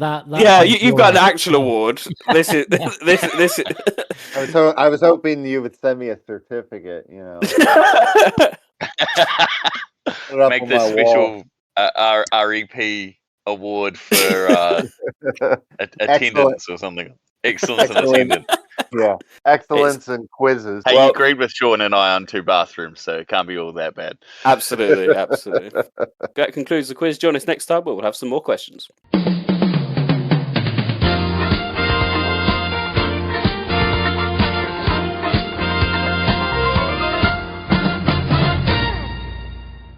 So we are near to the end of our special Resident Evil 4 and its influences podcast. We hope everyone has enjoyed it and learnt a few new things about what games you could potentially pick up if you like that over-the-shoulder view. Coming up next, well, it's getting close, isn't it, ladies and gentlemen? Resident Evil 9, Resident Evil Requiem is fast approaching, and we are planning a final preview podcast. Normally, as regular contributor Selfish Gene likes to always add, there's usually I'll say lore dump, but a spoiler trailer that comes out just before, right at the end or something. Hopefully not, but we will look to do. They're doing a event next month. Oh yes, we have got that event. I suspect that's the spoiler event. The spoiler trailer. There's always something. It's something that I know frustrates him enormously, and I share that frustration. So we'll try and get a final preview podcast just before the game drops in February. I'd like to take this opportunity as well again to thank Brandon for his time and contribution to the Resident Evil community generally. It's certainly not going unnoticed, and thank you again for your time. But on that note, it is goodbye from me, Neptune. Bye from me, Stars TyranT. Goodbye from me, George Trevor. Goodbye from me, Rombie. And goodbye from me.